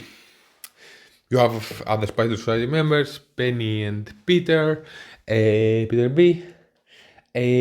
There's still a raid character that you want to see, might have a little bit of a use until, even like with Captain Sam, when the new raid comes out and maybe they're not the first that get replaced, and you have them fighting an uphill battle to clear, doing a few heals until the new team comes out. There's some hybridization that happens that can keep the team a little bit of alive on war and in Crucible, but they kinda now on the lower end, they have an annoying kit that they can definitely require something strong to beat them. So they're nice. They can stay relevant for a little while, although they start getting them out. But they stay alive a little bit with their death roofs and the stuff and the cleanses. That okay, they can be at least annoying and suck some efficiency on a strong team. Yeah, there's still the skill rate, so okay, they're at least there. Zombie Scarlet Witch, there's a permakill in war, it's kind of important now. a new character, new stats. I expect her when she will get more stars and red stars for her to everyone, and we have the fifth member, or even before, that she will play more of a role in war. Also, her surviving and summoning a second zombie Juggernaut can be very important or nice, especially when she's bigger.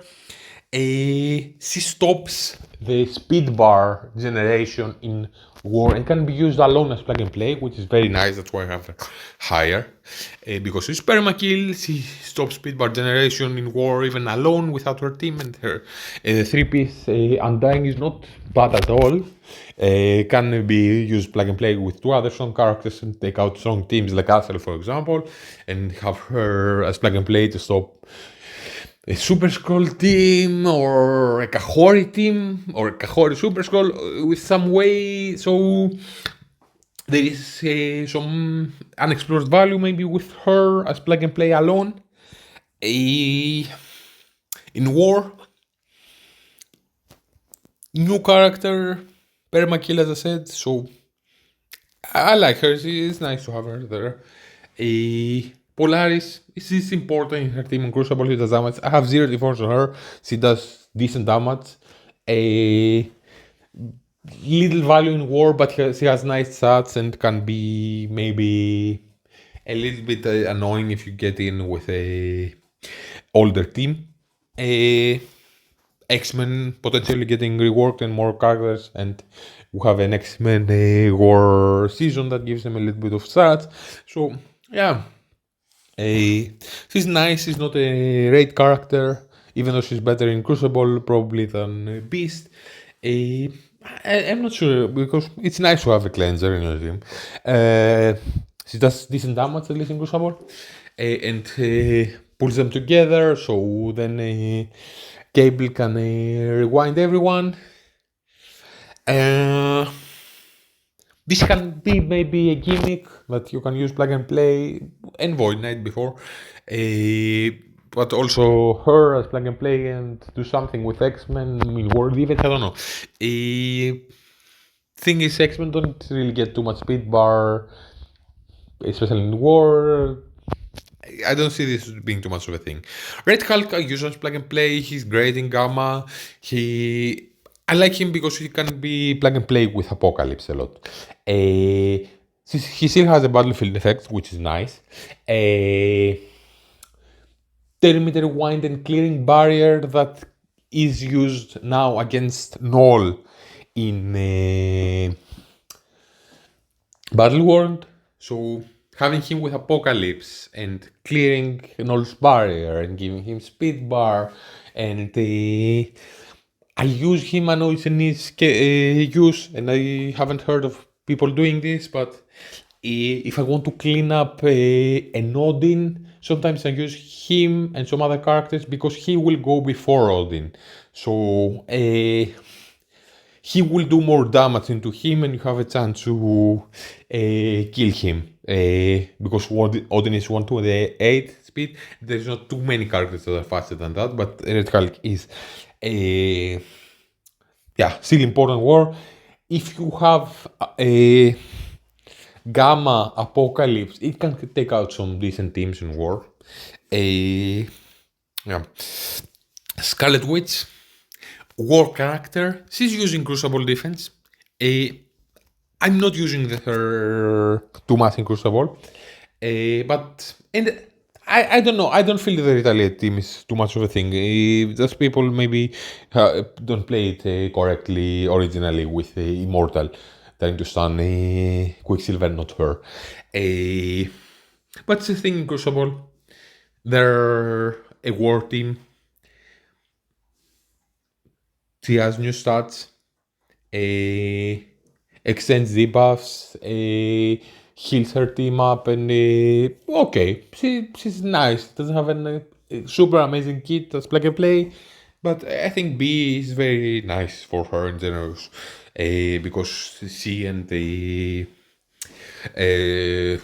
other 2 teammates of hers, Vision and the Invisible Woman that I have, are using in Crucible as plug and play or on defense. Create a team. they're only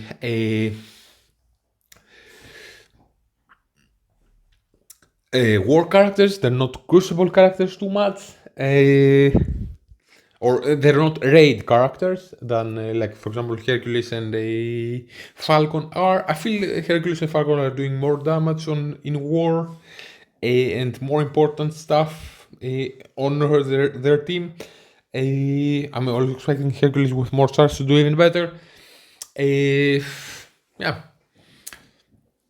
Vision can be a little bit annoying with dodging, but it's not really too much of a thing. And I can see like okay, there is some like she has some synergy, Scarlet Witch with Quicksilver, or with Morgan, or with Agatha.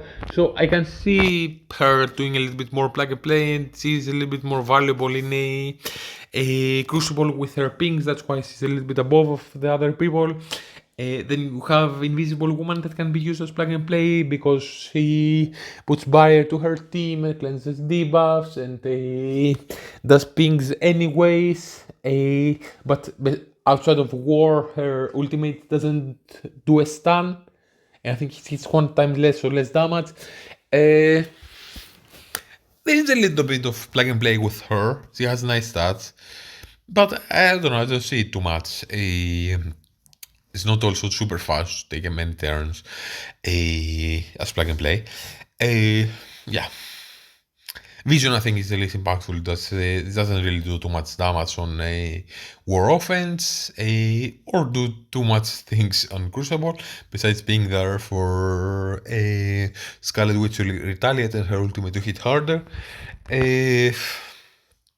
Okay, he puts an ability block on war, maybe even with his ultimate, and that's it. Maybe an offense down when he assists Scarlet Witch or when he does his basic and he calls Nazis for Scarlet Witch. He doesn't really do too much damage, even when built. And it's not nice to rely on his dodge mechanic for him to stay alive.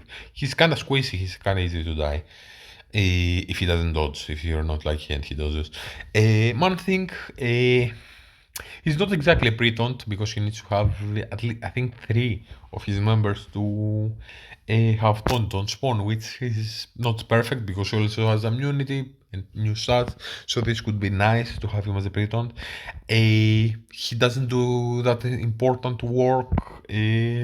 He's probably like the 4th most important Night Stalker member, but he still has nice stats. He can protect his team, especially with a taunt, and he cleanses negative effects. He does some damage. He gives speed that can be countered a little bit with Emma Frost X-Men. Yeah, he gets subbed out a little bit, especially when there's an Emma Frost X-Men there. He doesn't do the damage that Blade, Agatha, and Oath do. But he's nice. He's the 4th to be getting. He's the 2nd to get subbed out if they're subbed out. And his taunt is nice and his beefy is tanky. He can also put the stun with his special when he does it. He's kind of slow. Dormammu is more of a. He's a nice plug and play in war. There are always different teams that we can throw him in, and it changes a little bit the counters that go in. And same in Crucible, at minimum, he will soak up efficiency, or you will need to sub out someone that does something useful from a team to throw in a Black Cat. So then you have Black Cat that maybe doesn't work that well with a team. Or you can have like many teams with revives, or like a room with revives, and you don't know where to use Black Cat exactly. Or you can use him in offense with a team to protect them, with a Doom and give speed bar because Doom will die otherwise. But with him having a revive, it's kind of nice to have them both, and then to still worth it many matchups to have two of them and give someone else that is stronger 300% speed bar, like a Hori. Yeah, he's nice plug and play. It's not super important to have the best stats, but he does some stuff when he takes turns. I don't know. He's still kind of valuable even though we have more permakills on the game and people clearing revives. So maybe he will drop slowly and surely if he doesn't get a rework. A Moon Knight. I don't sub him out too often from his team, but he's the first to get subbed out. He does decent damage. There are also raid characters that, okay, I don't use him in raids, but there's some value from Manting, for example, in there a little bit. Even though I think I sub him out in raids most of the time. I kinda like Moon Knight. He's a little bit of plug and play. He has like a Captain America gives him deflect. He has nice stats. He gets speed bar from that. He puts debuffs out. He does decent damage. He's kind of tanky when you have him adjacent to a man thing because he's the least important member. He usually doesn't die until takes a turn. So I don't hate Moon Knight, but I don't love him either. Maybe you can even make the argument that you can throw him under Weaver or somewhere like this. But he has not better stats, and if he does damage, he can be more impactful in my opinion. And his debuffs are nice. Northstar, I don't use him too much in plug and play in Crucible. I know some people do. He's kind of slow and he kind of messes around. Maybe you go in with different characters and you kill them and they revive, and then Northstar goes to remove the revives. So he's not as reliable as plug and play in Crucible. He's very nice. He's a raid character. He's nice in war defense to have him with his team. Usually is doesn't get subbed out. I think Guardian's Crucible use is better and has a little bit more of a longevity because maybe Northstar will stop having enough focus to remove revives or whatever. But Guardian he doesn't need to be there to give offense up, and for 2 turns is nice. Yeah. It's nice in Crucible that or in yeah. Not Crucible, in a raids that he removes Terminator from the opponent. He also stops in war charges from the opponents who have charges. So he's more important in war definitely. I don't know. I use a lot more in Crucible Guardian, so I feel he deserves to be higher on the list. And I never sub him out from my war teams. Neither of them. Neither of the two of them. Then you have a. And even like in raids, if you want to have like a team to take out a big boss, maybe you have the. No, you sub a Guardian, then you have a Sasquatch, you have a Sunspot, you have a Northstar, and then maybe like Old Man Logan and Mephisto or Apocalypse in there, or Odin. Yeah.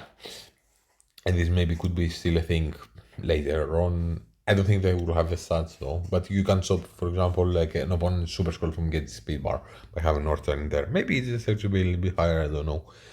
But he doesn't really have the stats and do too much.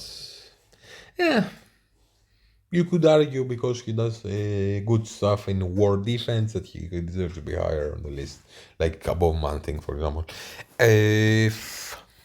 Sunspot, he's an X-Man, so he can also be used plug and play as that. Haven't really used him in Crucible for forever. Maybe he can go lower on the list. I don't know, he's a raid character that needs to be big to see him. That gets subbed out less on his team on defense than Wolverine. Yeah. I feel he's more important, both in raids generally, because he uses ability energy to his teammates when opponents die, so you can have him as a hybrid, as I said, and he does stuff. Yeah. Noir. I like Noir because he's like a plug and play. He takes many turns quickly. He puts out Blitz that, for example, gives speed bar to Robbie or gives speed stat to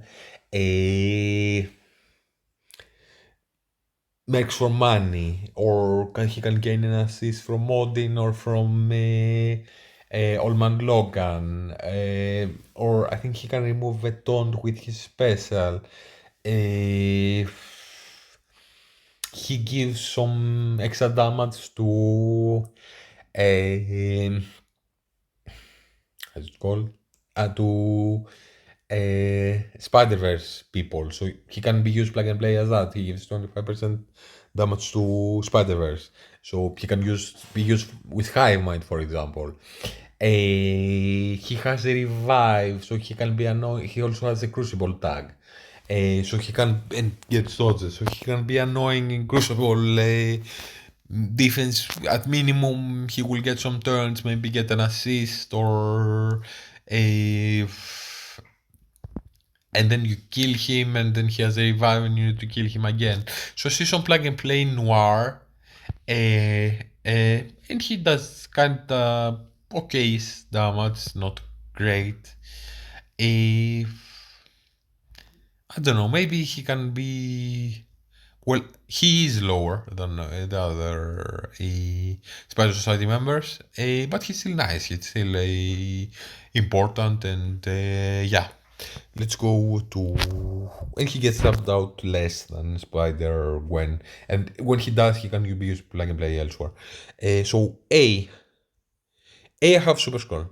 I cannot have him as sorry Super Skull. You get countered a lot by people denying you speed bar, and this is happening more and more. He's kinda not doing too much damage anymore. He's doing very decent damage, but he's not that game breaking or that nice anymore. His damage that he does, especially when he doesn't open with his ultimate, because of like stat creep. He can be countered by like Black Knight, by many people, as I said, that give him speed bar. He's kind of not that big of a deal if you deny him speed bar. Yeah, it's also a little bit annoying that you have to, but some of his kit is locked behind having 2 heroes and 2 villains, and you don't always have the luxury to put him in a team like that anymore. For example, in Crucible, yeah, you need to, if you want to protect him, you put him with 3 annihilators. One of them needs to be gladiator. So what, you are gonna throw Silver Surfer that isn't going to do too much just to have a hero to unlock his tag? I don't think it's very smart to do that. It's better to have like Thanos Endgame, Gore, and Gladiator, and an extra 5th strong character in there. Yeah, I feel he gets countered. Who is above the list? Like a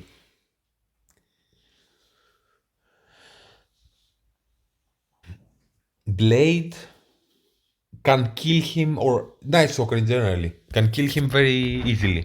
They like do like 2 ultimates and even drop his passive, and then kill him. He doesn't like.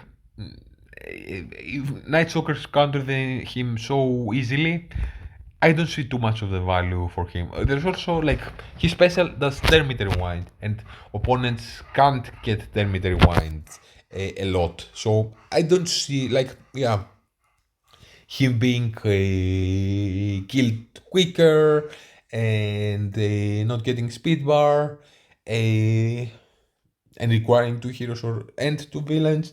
I cannot see him being an S tier, even though he's very, very good and not barely isn't, but he's the next character that would be. Black Knight is amazing. He counters Super Scroll. You can kinda remove his charges, which is bad, like Absolute A-Force, stop him from having charges on spawn. In War, Mephisto doing his empowered ultimate will stop his charges from mattering. Sacrifice attack will stop his charges from mattering. Northstar stops charges in War. There's characters that stop charges. I think Old Man Logan does this in some, I believe, and Shuri Black Panther. So in some cases at least. So it's kind of, I don't know. He can get counter a little bit. His stats also don't matter that much. His ultimate and his passive prop ping do damage based on his percentage health. His percentage health now is not that impactful with characters with new stats. It's a very low percentage of their stats. When he came out, all the opponents had less stats than him. Now they have more. So it's not that impactful anymore, but still, he has very decent resistance, and his stuff can get flipped more and more now on spawn. But he has decent resistance. He can protect his teammates. He's a little bit more of a support now, but he's used in Crucible usually to counter like Odin Illuminati. So he's used in a very important matchup.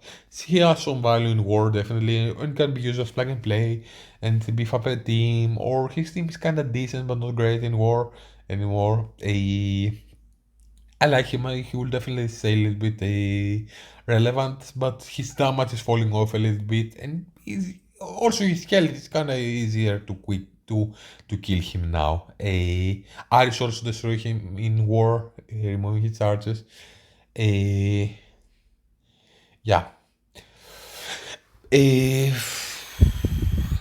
Captain Britain, I believe his passive in Crucible is super impactful still in the game.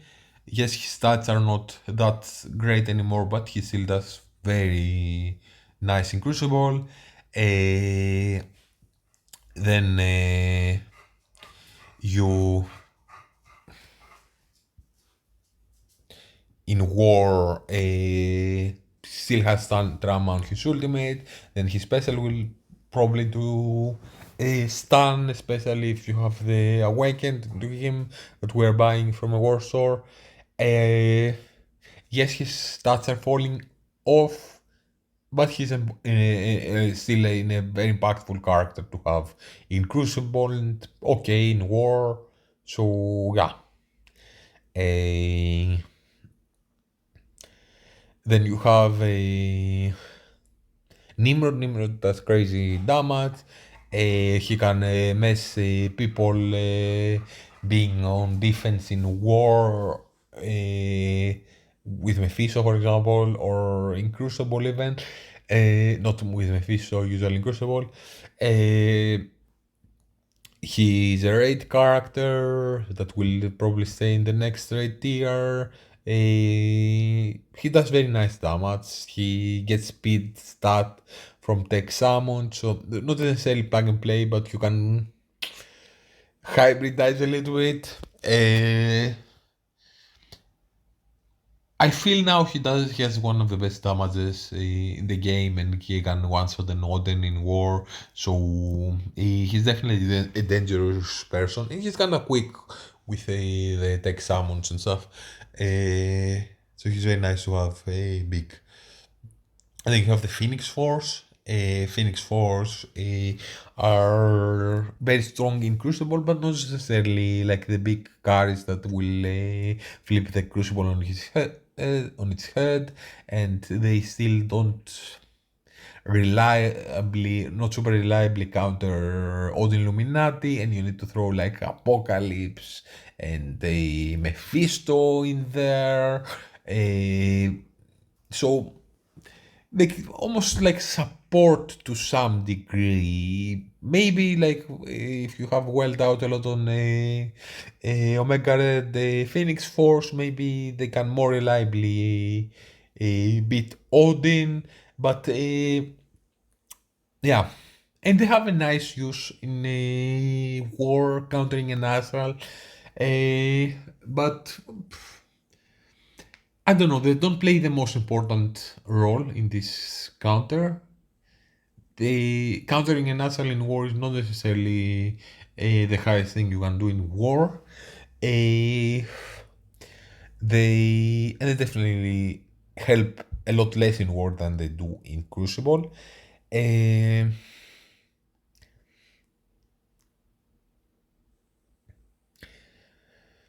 Britain, for example, can be used alone as plug and play. He takes only one spot and removes the speed bar generation. They need to be two, but they remove safeguard on the Crucible. They're definitely very valuable in Crucible, but I don't think they changed it that much, especially when Britain was released. But I don't think they changed it that much than Britain did. They do decent damage and in war they help. I don't think I can justify to have them at S tier. Sorry, they need to be in both game modes and even like potentially arena or plug and play in raids. Yeah, yes, Phoenix is the next man. Can be used as plug and play in war. She has a kit that can be a little bit of plug and play that can protect teammates. Also, like with a summon, it's nice. Can soak up efficiency, but you don't go for that in Crucible too much. I don't think it's a thing too much to have them on defense in Crucible.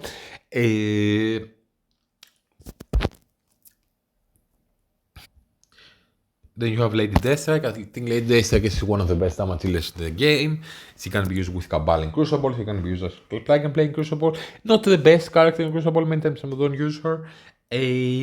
She has revitalized a lot Weapon X in war, and for example, they can destroy many simple Odin defenses in war. They do very strong damage. They can take out Night Stalkers, for example, in war. She's a strong character, a raid character that will probably keep on the next tier. Her special is very nice, the Terminator Wind. She's kind of quick, a villain that can create, as I said, with Cabal. She's definitely a very nice character. I love her damage. I think she's amazing. She can kill like Odin's. Very nice with her special. And yeah, she's an Orkis member that you can do stuff with in war, potentially. Although I have her with Weapon X in war, she can potentially be in Crucible with them. She will be needed big for raids. If yeah, I love her damage a lot, and she does some nice things mechanically, and she protects herself. Yeah, I think she deserves to be that high. I don't know, I love her. Agatha protects her teammates, raid character, does very decent damage with her ultimates, very nice damage. Very strong Crucible and war offense. I just think Blade is more important in this team. And has the passive that protects her teammates. I think it's very nice. Maybe a little bit of plug and play that you have Scarlet Witch and that has gotten a rework, and maybe Morgan. I don't see this too much being a thing. SN1 is very nice in war, in Battle World, and I don't see this too much this season in Crucible, but it was a thing in Crucible. She's very important, like to stay alive, to see counterattacks, and gives energy to everyone. And anyone critting she will give energy from her teammates, and she will give speed up and a safeguard to her teammates, and remove the buffs from opponents, and put a stun. So she is probably like the second best character in Astral. She's a threat when you face her. She's very nice to have on your team. Now Astral is very important in Battle World. So I like her, and I think with Diamond she will be like a beast and destroy. And sees when she's dangerous. Strange, maybe he can be above her because he has a little bit more plug and play in Crucible defense, because he can be there as a tanky character that you kill someone else and then he gains energy and does his ultimate and revives them. He's a little bit slow, but yeah, has also some plug and play with Secret Defenders. As I said, War, Athal with War is very nice. Some Crucible plug and play alone or with his team. Battle World usage. He puts death proofs to his team. His ultimate kinda doesn't do damage. It's a little bit of not the strongest attack, but he also does percentage damage with his special, and he's a little bit slow. But he's an amazing character, and he's an A character, definitely. Like, they're used basically in every game mode. Not too much in Crucible anymore, but in Battle World, they're the most important team to have. They need to be high in the list. Especially if like when all comes out, and if it's super important to have a Sargon and stuff. And there's leaderboards in Battle World. Oath is amazing. I just brought her very recently to 3 diamonds. It does crazy damage, and she has pings that remove that do the decay effect. If you can put exposed on other characters, I don't think exposed synergies too much of a thing. It's a little bit with Super Scroll and other exposed members, other characters that have exposed. For example, Super Scroll Thanos Endgame is a little bit of a dynamic, or Kahori. Yeah. But she's also a raid character and very important Crucible and War offense character. She gives energy to her teammates in Crucible in raids when so she won't be subbed out when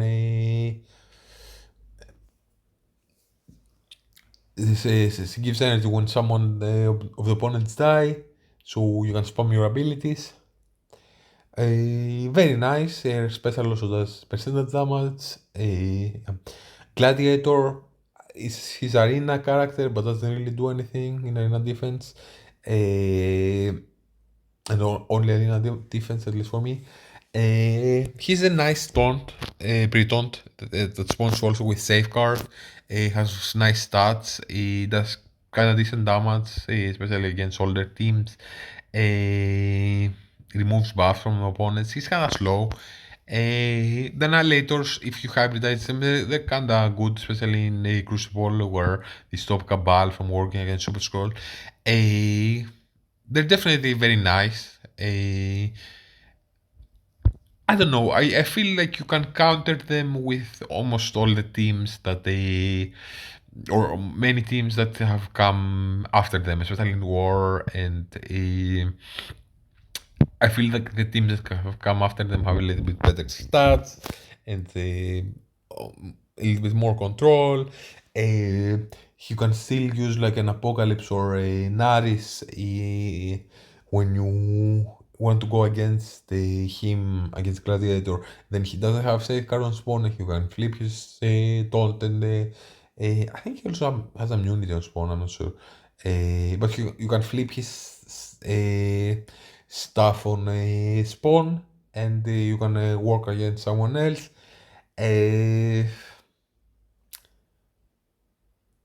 Kind of falling off in arena. As I said, he's not used in offense. He's just there to absorb Mephisto basic and maybe protect a little bit. And he has some stuff on his passive, which is nice, and he can be plug and play. Definitely have like stopping the vulnerables is super nice, but he needs to have 2 of his teammates, so it's a little bit of a like an investment. You can only do 2 plug and play with them. Yeah, definitely very nice character. Moondragon is amazing. She can also flex with Infinity Watch a little bit.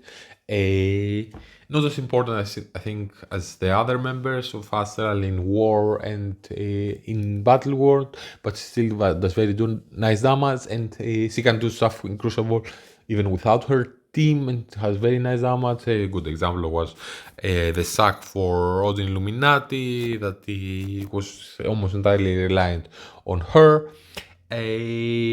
So definitely not someone to overlook. Moondragon.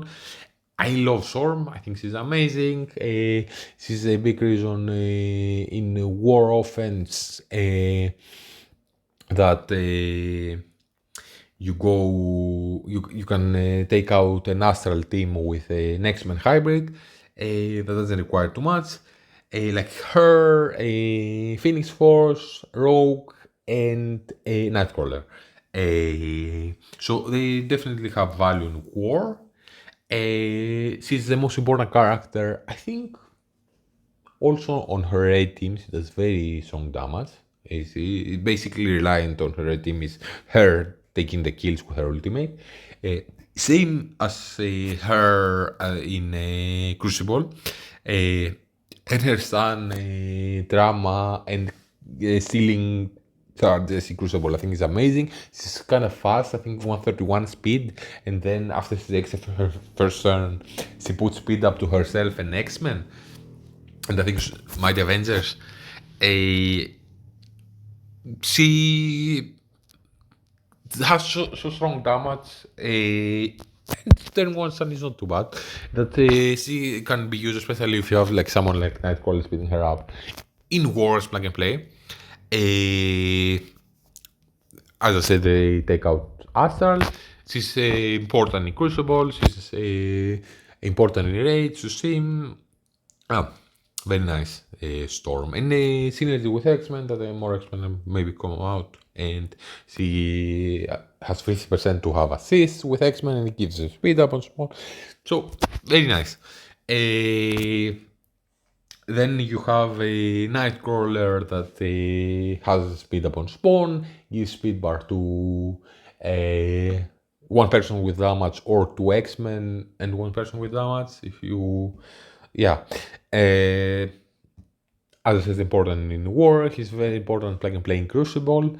But like Storm like carries a team, and also Storm carries the team a little bit more in raids, while Nightcrawler still is a raid character. They will be getting replaced probably in the next raid tier.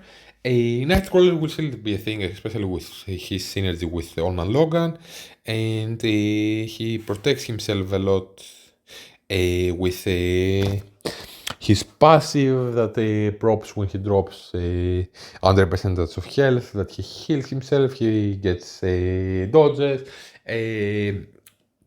He can be very nice, and his ultimate is nice. It puts vulnerables, it puts slow to everyone, it removes charges. He's a nice plug and play character that has synergy with X-Men. Can give speed bar to someone else, which is very nice. I think he's super important, but his damage isn't there too much, and his focus is kind of lacking recently. While Storm has like a crazy amount of focus, I think, in her special. So she lands her stuff, while Nightcrawler needs to be a skirmisher, and even then, he's kinda. It's a little bit risky if you want to rely on Nightcrawler to land his debuffs, especially a stun that he puts out on his first turn. He also puts an expose that can be synergized with other people. But I think he will be falling off a little bit more and more with his focus, even if you make him a level 3 purple skirmisher.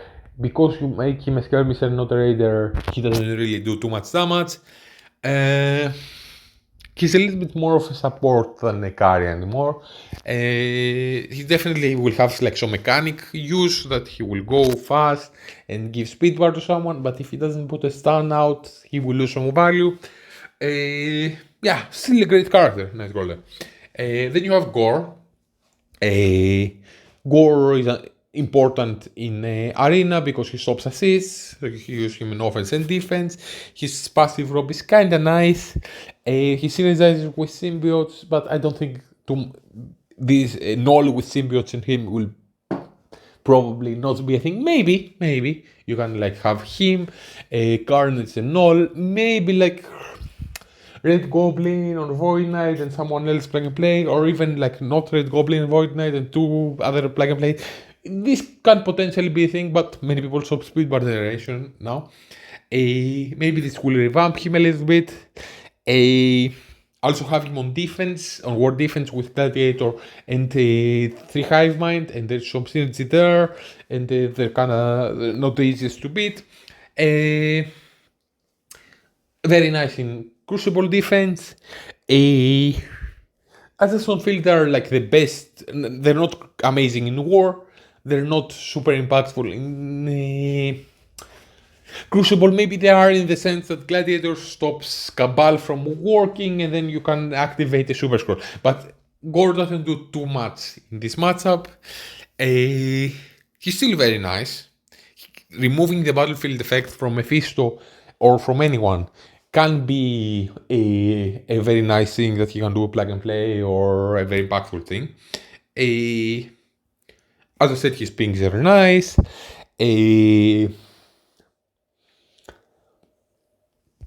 His damage is not like the best. And okay, he's relatively fast. He goes at 130, he goes before Odin, he can take an assist from Odin, for example. I feel he's the third best. Annihilator, yes, you keep them together, but yeah, I would want a little bit more from Gore, to be honest. He's still an A character, but I would want him to do a little bit more. R is amazing, but okay, he's great in war, and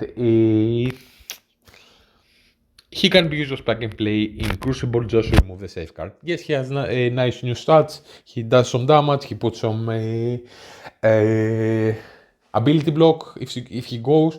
He's not super slow, but he doesn't get speed bar from anywhere. He's a nice plug and play to have him on defense to in war to have a stronger defense, or in war offense and take out team that you normally wouldn't. He's definitely like a game changer in war.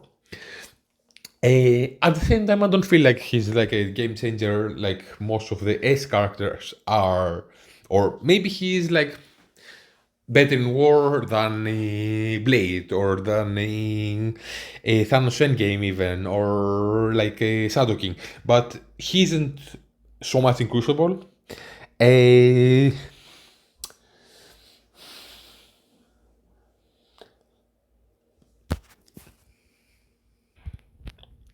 While I like him, I don't love him. I don't know. I would want him to be a little bit faster, or to do a little bit more in Crucible.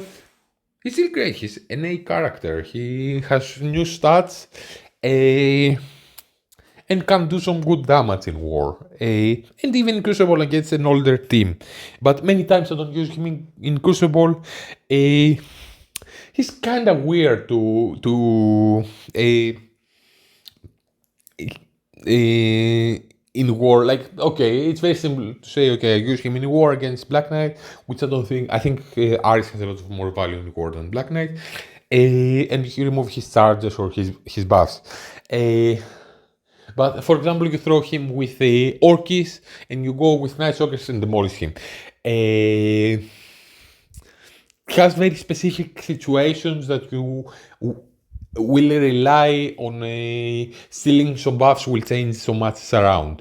And it's a little bit tricky maybe when you use him on offense to know if you're using him, if it's an overkill to use him, or if it's a team that doesn't rely greatly on buffs, and then he doesn't do too much because it has newer stats than him, and he doesn't do too much damage. It's kind of slow, the other are faster, and maybe he doesn't, or they're protected, and his ability blocks don't do too much. So, great character, but not S tier, no. Ultimus is amazing in war.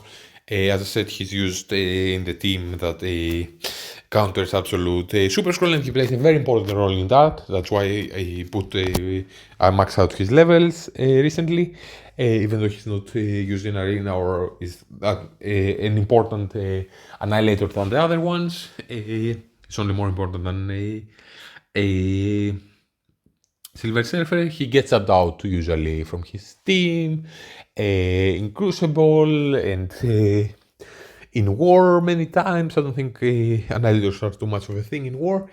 He can be used as plug and play in Crucible to remove a Pretort, which is very nice. And this synergizes also with Cabal, that he can go fast and crit because he's a critter and he does more attacks if the opponents have buffs on them. Maybe he will go a little bit higher on the list when the full Liberty, or when we use him with Liberty, and Liberty have a putting everyone taunt on everyone, and he gets more speed bar. Maybe this will give him a bit of more of an ease war use. I'm not sure. I definitely love the character. I really like what he does, like when he goes quickly and he takes out a Breton, he does very nice damage, and then he gives speed bar to his team. He is not that impactful usually after that. Like he goes in, he does a crit, maybe gives speed up, maybe kills someone or at least removes their buffs, and then okay, he goes a little bit slowly. Yes, his basic is kind of nice that he does a mind control and just 50% to put an ability block and even down. That can be impactful. But the other annihilators are used more in Crucible or a little bit more impactful. Are used in Arena? He isn't. Yes, he has an important role to play in War now that this specific counter, but before that he wasn't that impactful. So I'm not sure about his long-term use in War. Maybe it's better with Liberty. Maybe when Liberty comes out, Absolute Super Scroll won't be a thing anymore and he will lose his value. So I don't have him higher on the list, but I think he's very high. A. Also, A is Hank Pym. Hank Pym spawns with speed up and gives speed up to Illuminati, to his teammates. That can be used in war offense and be very nice because you go faster than many teams. Also, he flips debuffs to buffs with his special and he goes fast. And then he puts Safeguard to his team. He heals a lot. There's a lot of assisting happening with his basic. I think he was very nice in Dark Dimension 8. He's an Avenger that can have some synergy a little bit. Yeah, I like him a lot. He's great. I don't know how much now he will stay relevant with new stats coming out more and more. He will lose maybe a little bit. Maybe with Sarjammers coming out in Crucible, his team will not hold as much in Crucible defense. They're very nice in War offense to take out an Orcus, but a straight Orcus or an Orcus with like a Doom or something like this is not the strongest war defense to take out. I think they will have a use in War and in Crucible, especially in Crucible for some time. But they're falling off a little bit slowly and there are older stats. I like Emma X-Men a lot. There's also the X-Men that can have some synergy potentially.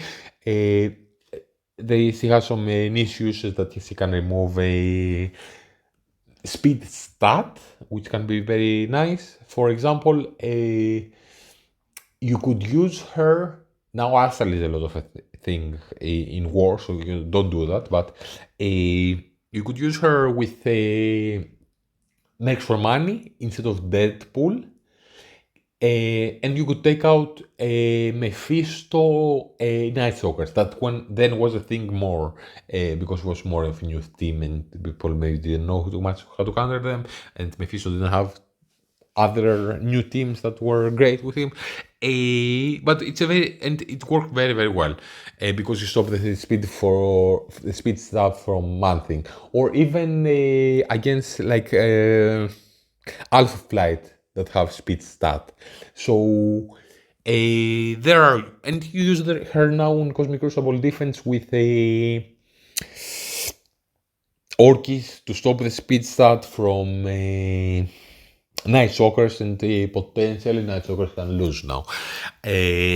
So she definitely has uses. She also gives speed bar to X-Men, which is interesting. She's a Battleworld character. She's nice to stay alive because when her teammates drop in Astral, she will clear the debuffs when they drop under 50% if they don't have trauma, and Sadokin cannot gain trauma, so this is a very important reason why Astral is so annoying to face in war. So they're a very strong war defense team, they're a battle war team, she can synergize with X-Men, she has some plug and play uses, very nice character. Maybe she doesn't do that much damage, or even protection, like Saint Revives can be super impactful, that she doesn't go higher in contact with her Astral teammates, but she's a character.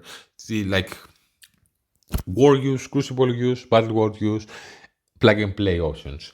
She's nice. And personal damage with her ultimate is not bad, but her second turn, basic does is her special the first turn does a mind control and an offense down to the ability block to the person that is getting hit and an offense down to the person that attacks. It's not bad, but many more special abilities do like flip and they do a lot of damage and stuff. So okay, she's part of the team. She does important stuff, but she's not the most important member of the team to have big. Also, she doesn't crit a lot, while basically everyone else in Astral has a higher chance of critting energy flowing around. Namor, I think, is super impactful with his Terminator Wand. Crucible character, he does very good damage. I love him in War. I think in the matchup that you want to take out Absolute A-Force with Super Scroll, him doing a Terminator Wind is super nice, and he flips the opponent's buffs. I think he can do very decent damage and very important stuff like this. He also he needs to be on the team for Cabal to gain speed up when a villain crits. So, for example, you can throw out from this team like Cabal, Apocalypse, and Ultimus. You can throw out, for example, a Leader and have Zombie Scarlet Witch, and then the opponents won't get speed bar, but still, when there's a crit happening, Namor and Patriot will get speed up. So he's not replaceable, I feel, in the war matchup that's very super important. I think he does more damage in Crucible. Maybe and definitely he can be plug and play in War, because in War the opponents don't need to have vulnerables if he's on offense for him to do a big Terminator Wind and flip. Maybe Iron Patriot will outlast him, I don't know, with vulnerables on Spawn and damage to villains on in Crucible. But right now, I love Namor more. I feel he's a more impactful character to level up higher, for example, to stay alive and then do a Terminator Wind in a war to the Absolute team. Then you have Omega Sentinel. Omega Sentinel is amazing with her pings and her revive chance that she can die and revive and take out efficiency in Crucible, or even put a stun then out and maybe kill people, and her attack, her ultimate is unavoidable.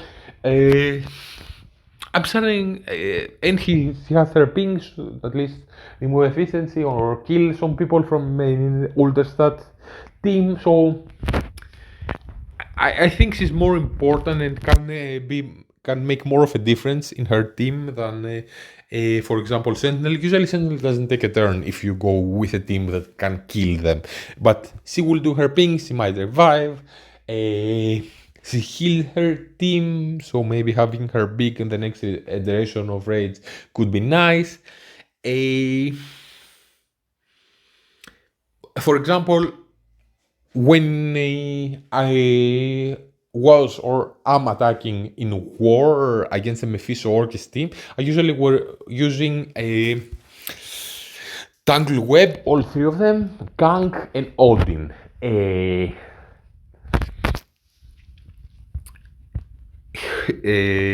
Nimrod, who is high on the list, his opening attack ultimate is unavoidable, so even if Weaver gets her charges out, she will get attacked. And Omega Sentinel is also unavoidable, her ultimate, that can do a lot of damage, and kill someone, potentially. So I like her to have more damage, to potentially kill people, to do her pings. I think this is a very nice character, and her revive chance is very annoying, and I like her to be big, potentially revive, and flip the match around, or at least be super annoying and remove efficiency in Crucible. Then we have S tier. I don't think Odin is a big surprise. Odin is the best character in the game. He does his strongest Crucible defense. He's the main character in Arena. He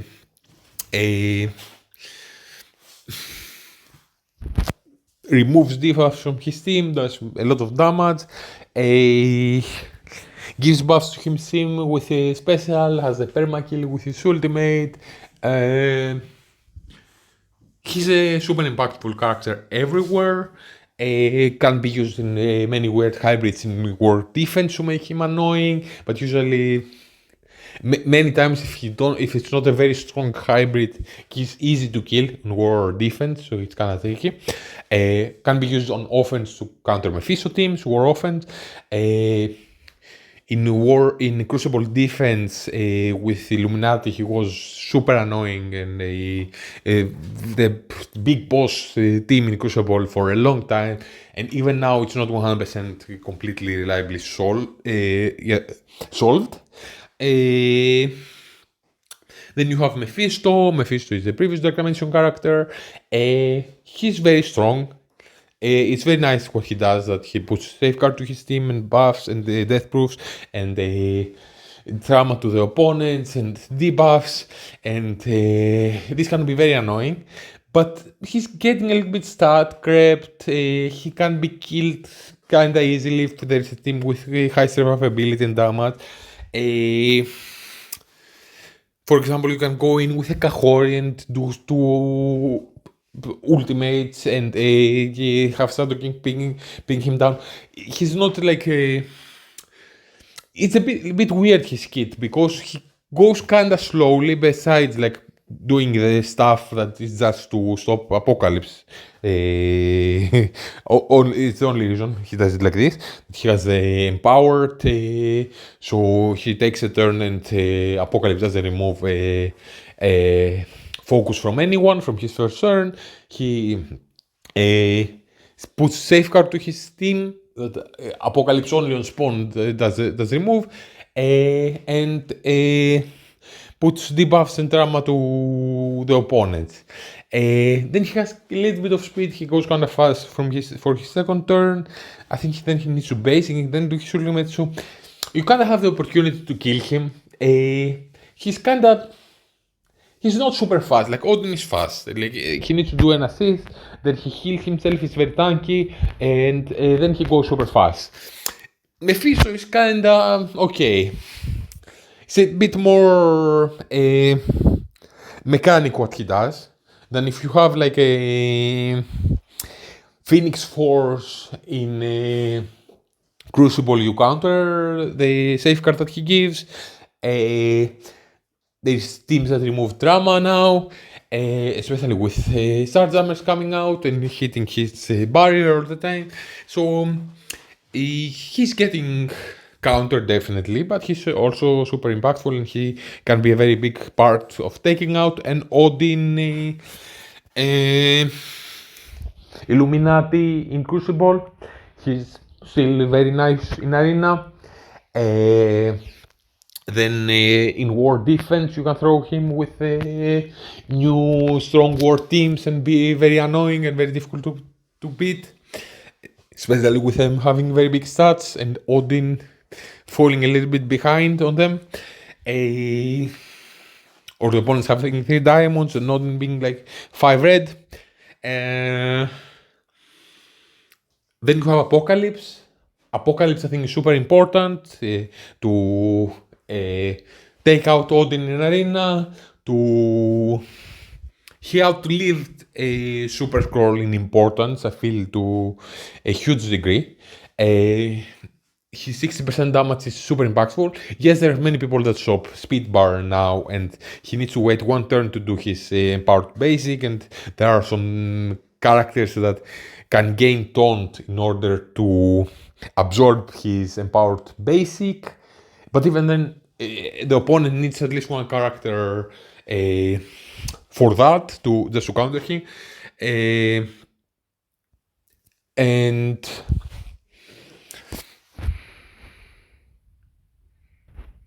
he can be killed a little bit now in between turns if you have to wait 1 turn to do that, to gain speed bar, okay, especially by Odin. But he can also take 6% life from Odin, kill an Odin, kill a Miss Marvel classic. That's the newest war team that is fully released, because Liberty is not everyone released, as I'm recalling this. He can take out like a Norman Logan that can be very annoying with his death proofs and revive ones that he gains quickly. So he takes out, he is consistently, or like a Thanos endgame, that so he doesn't prop under 50%. His basic, super empowered basic, is also a permakill. So he has taken out many like super important characters. He has been the counter to many important characters that come out after him, and I feel to some degree he will continue to be. He's also survivable. He counterattacks. He heals himself when he counterattacks. He drains with his ultimate, with his special. Putting like debuffs and ability block with his special is not too bad. And he can cleanse teammates.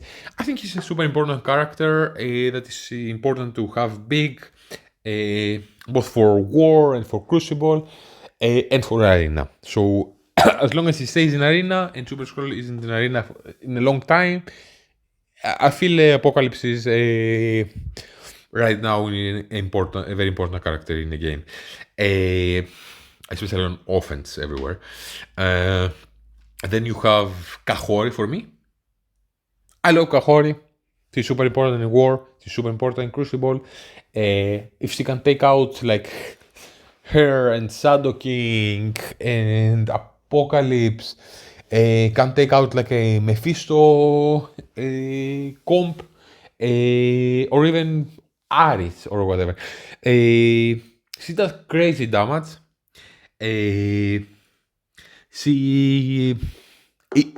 What she does, that she gains speed bar on spawn 2 turns, is very strong. So she can remove Pritons and Crucible when she has extra energy to her ultimate and gain extra speed bar.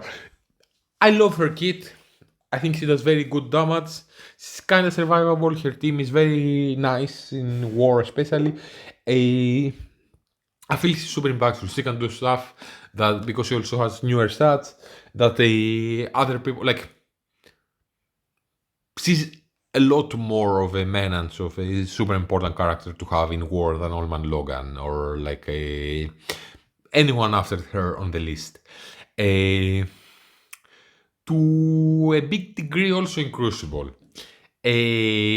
So while it's a bit annoying that she cannot get assisted, that I don't like, always when I play like with Odin or with Olman Logan and her, I would want her to get assisted on her basic, even though this could be like forcing her to be with those characters a little bit.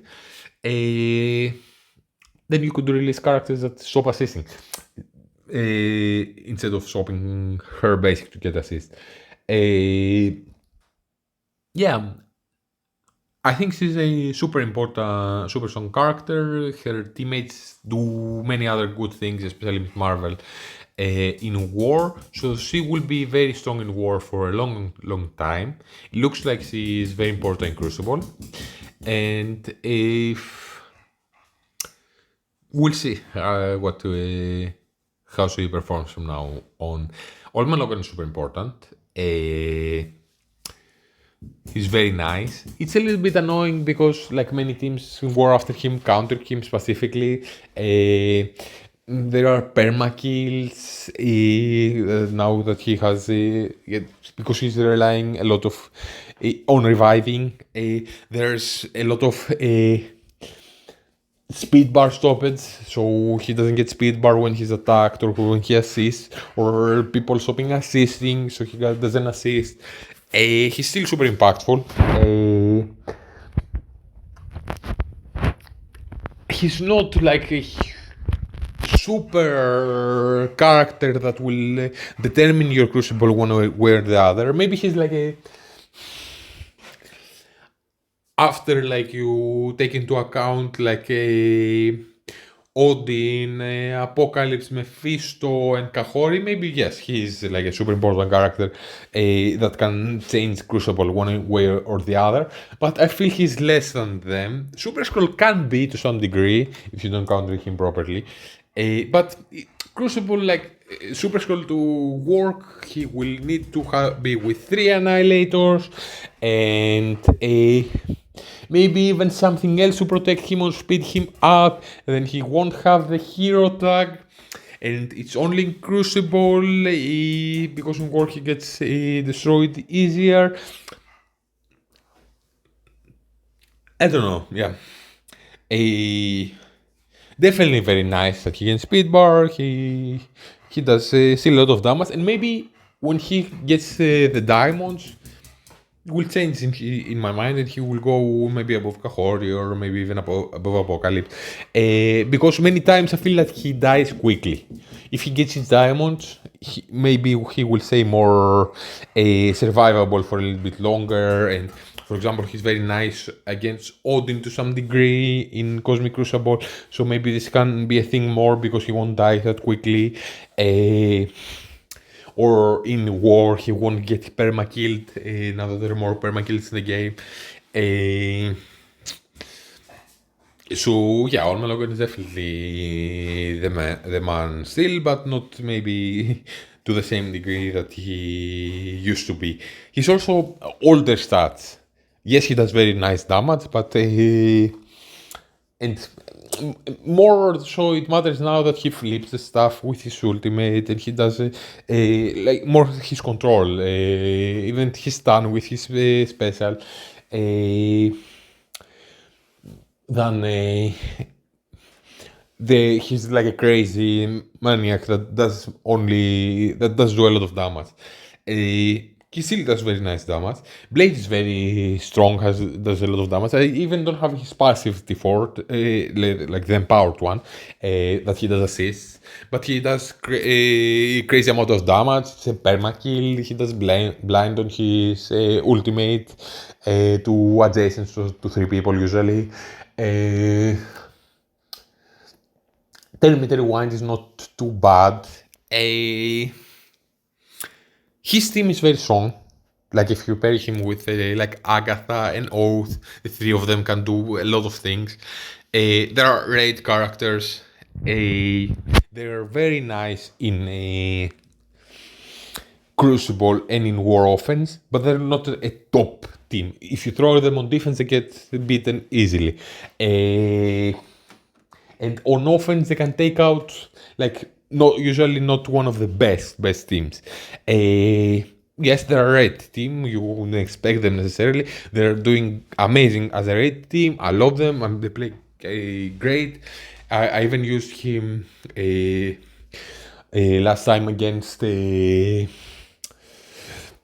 Null in Battle World. So there's things they do that they do very nice, and maybe him assisting will give him a little bit more value.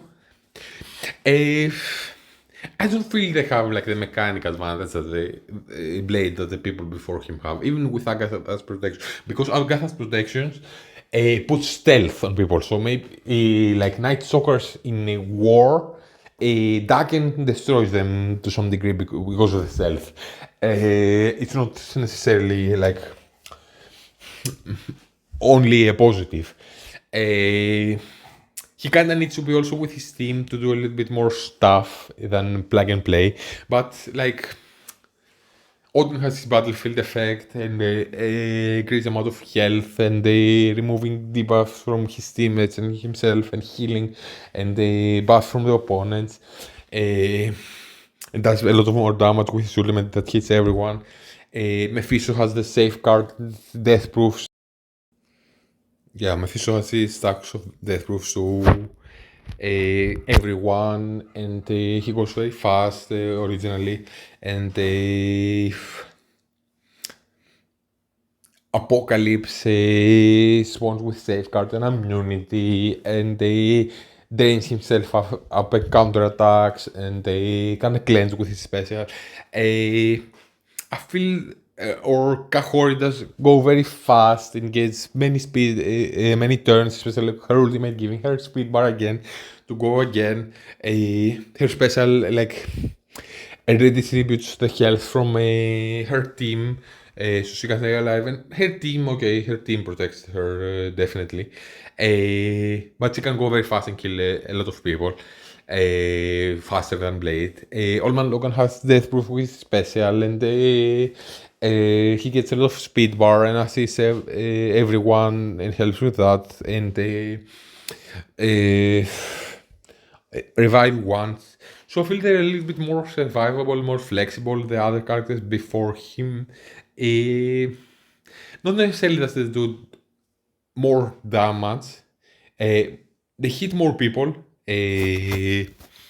To a big degree than a Blade. Blade hits adjacent and it doesn't hit like all five. Yeah, definitely his awake and abilities will help Blade. And he's an S tier, so yeah. And then you have like a Thanos Endgame. Thanos Endgame is amazing. His passive when he drops under 50%, he removes all the buffs from opponents, does a lot of damage. It has become a little bit less of a damage now that the opponents have more and more stats, less impactful. His ultimate does clear all the positive effects still from the opponents, but he takes a little bit to reach. He's a nice character, definitely impactful. Yeah, that's what one of the things that I think are a little bit holding him back on the list. That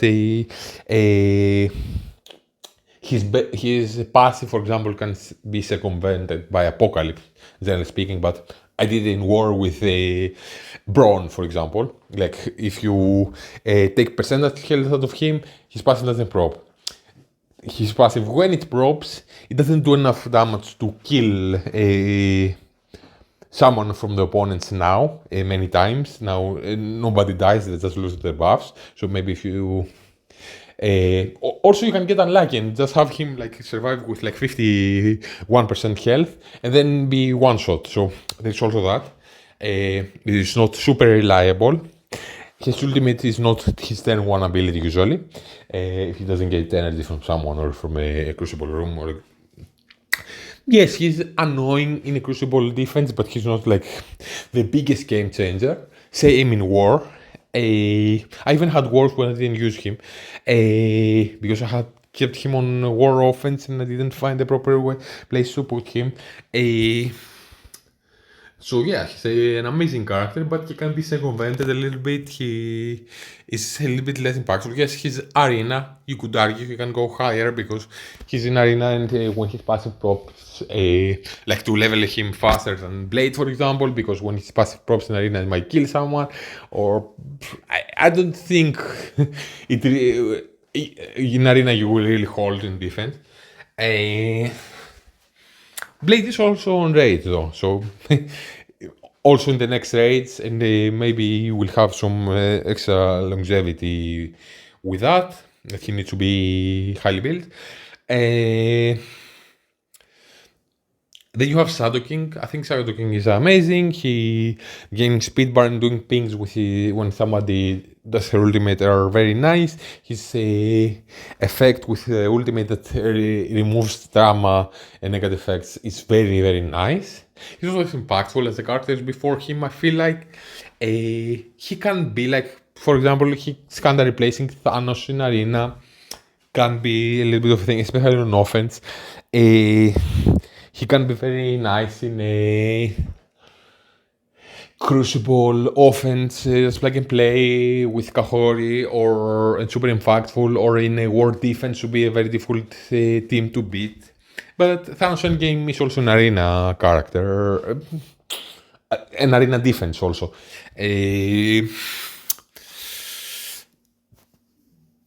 Yeah, we'll see. Maybe like getting more diamonds into him, he will move up on the list, and he can definitely be very annoying.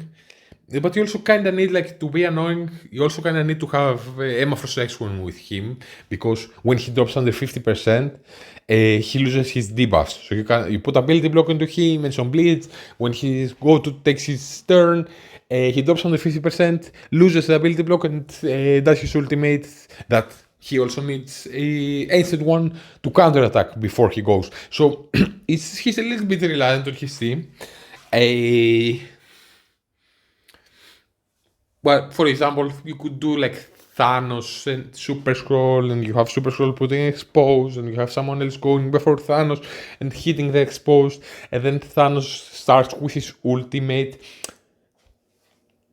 I'm not sure if it's necessarily more flexible, but it's a reasoning why he can be here. So let me know what you guys think, if it's something different. As I'm reviewing it, maybe I found like a couple of characters that would be a little bit on a different spot.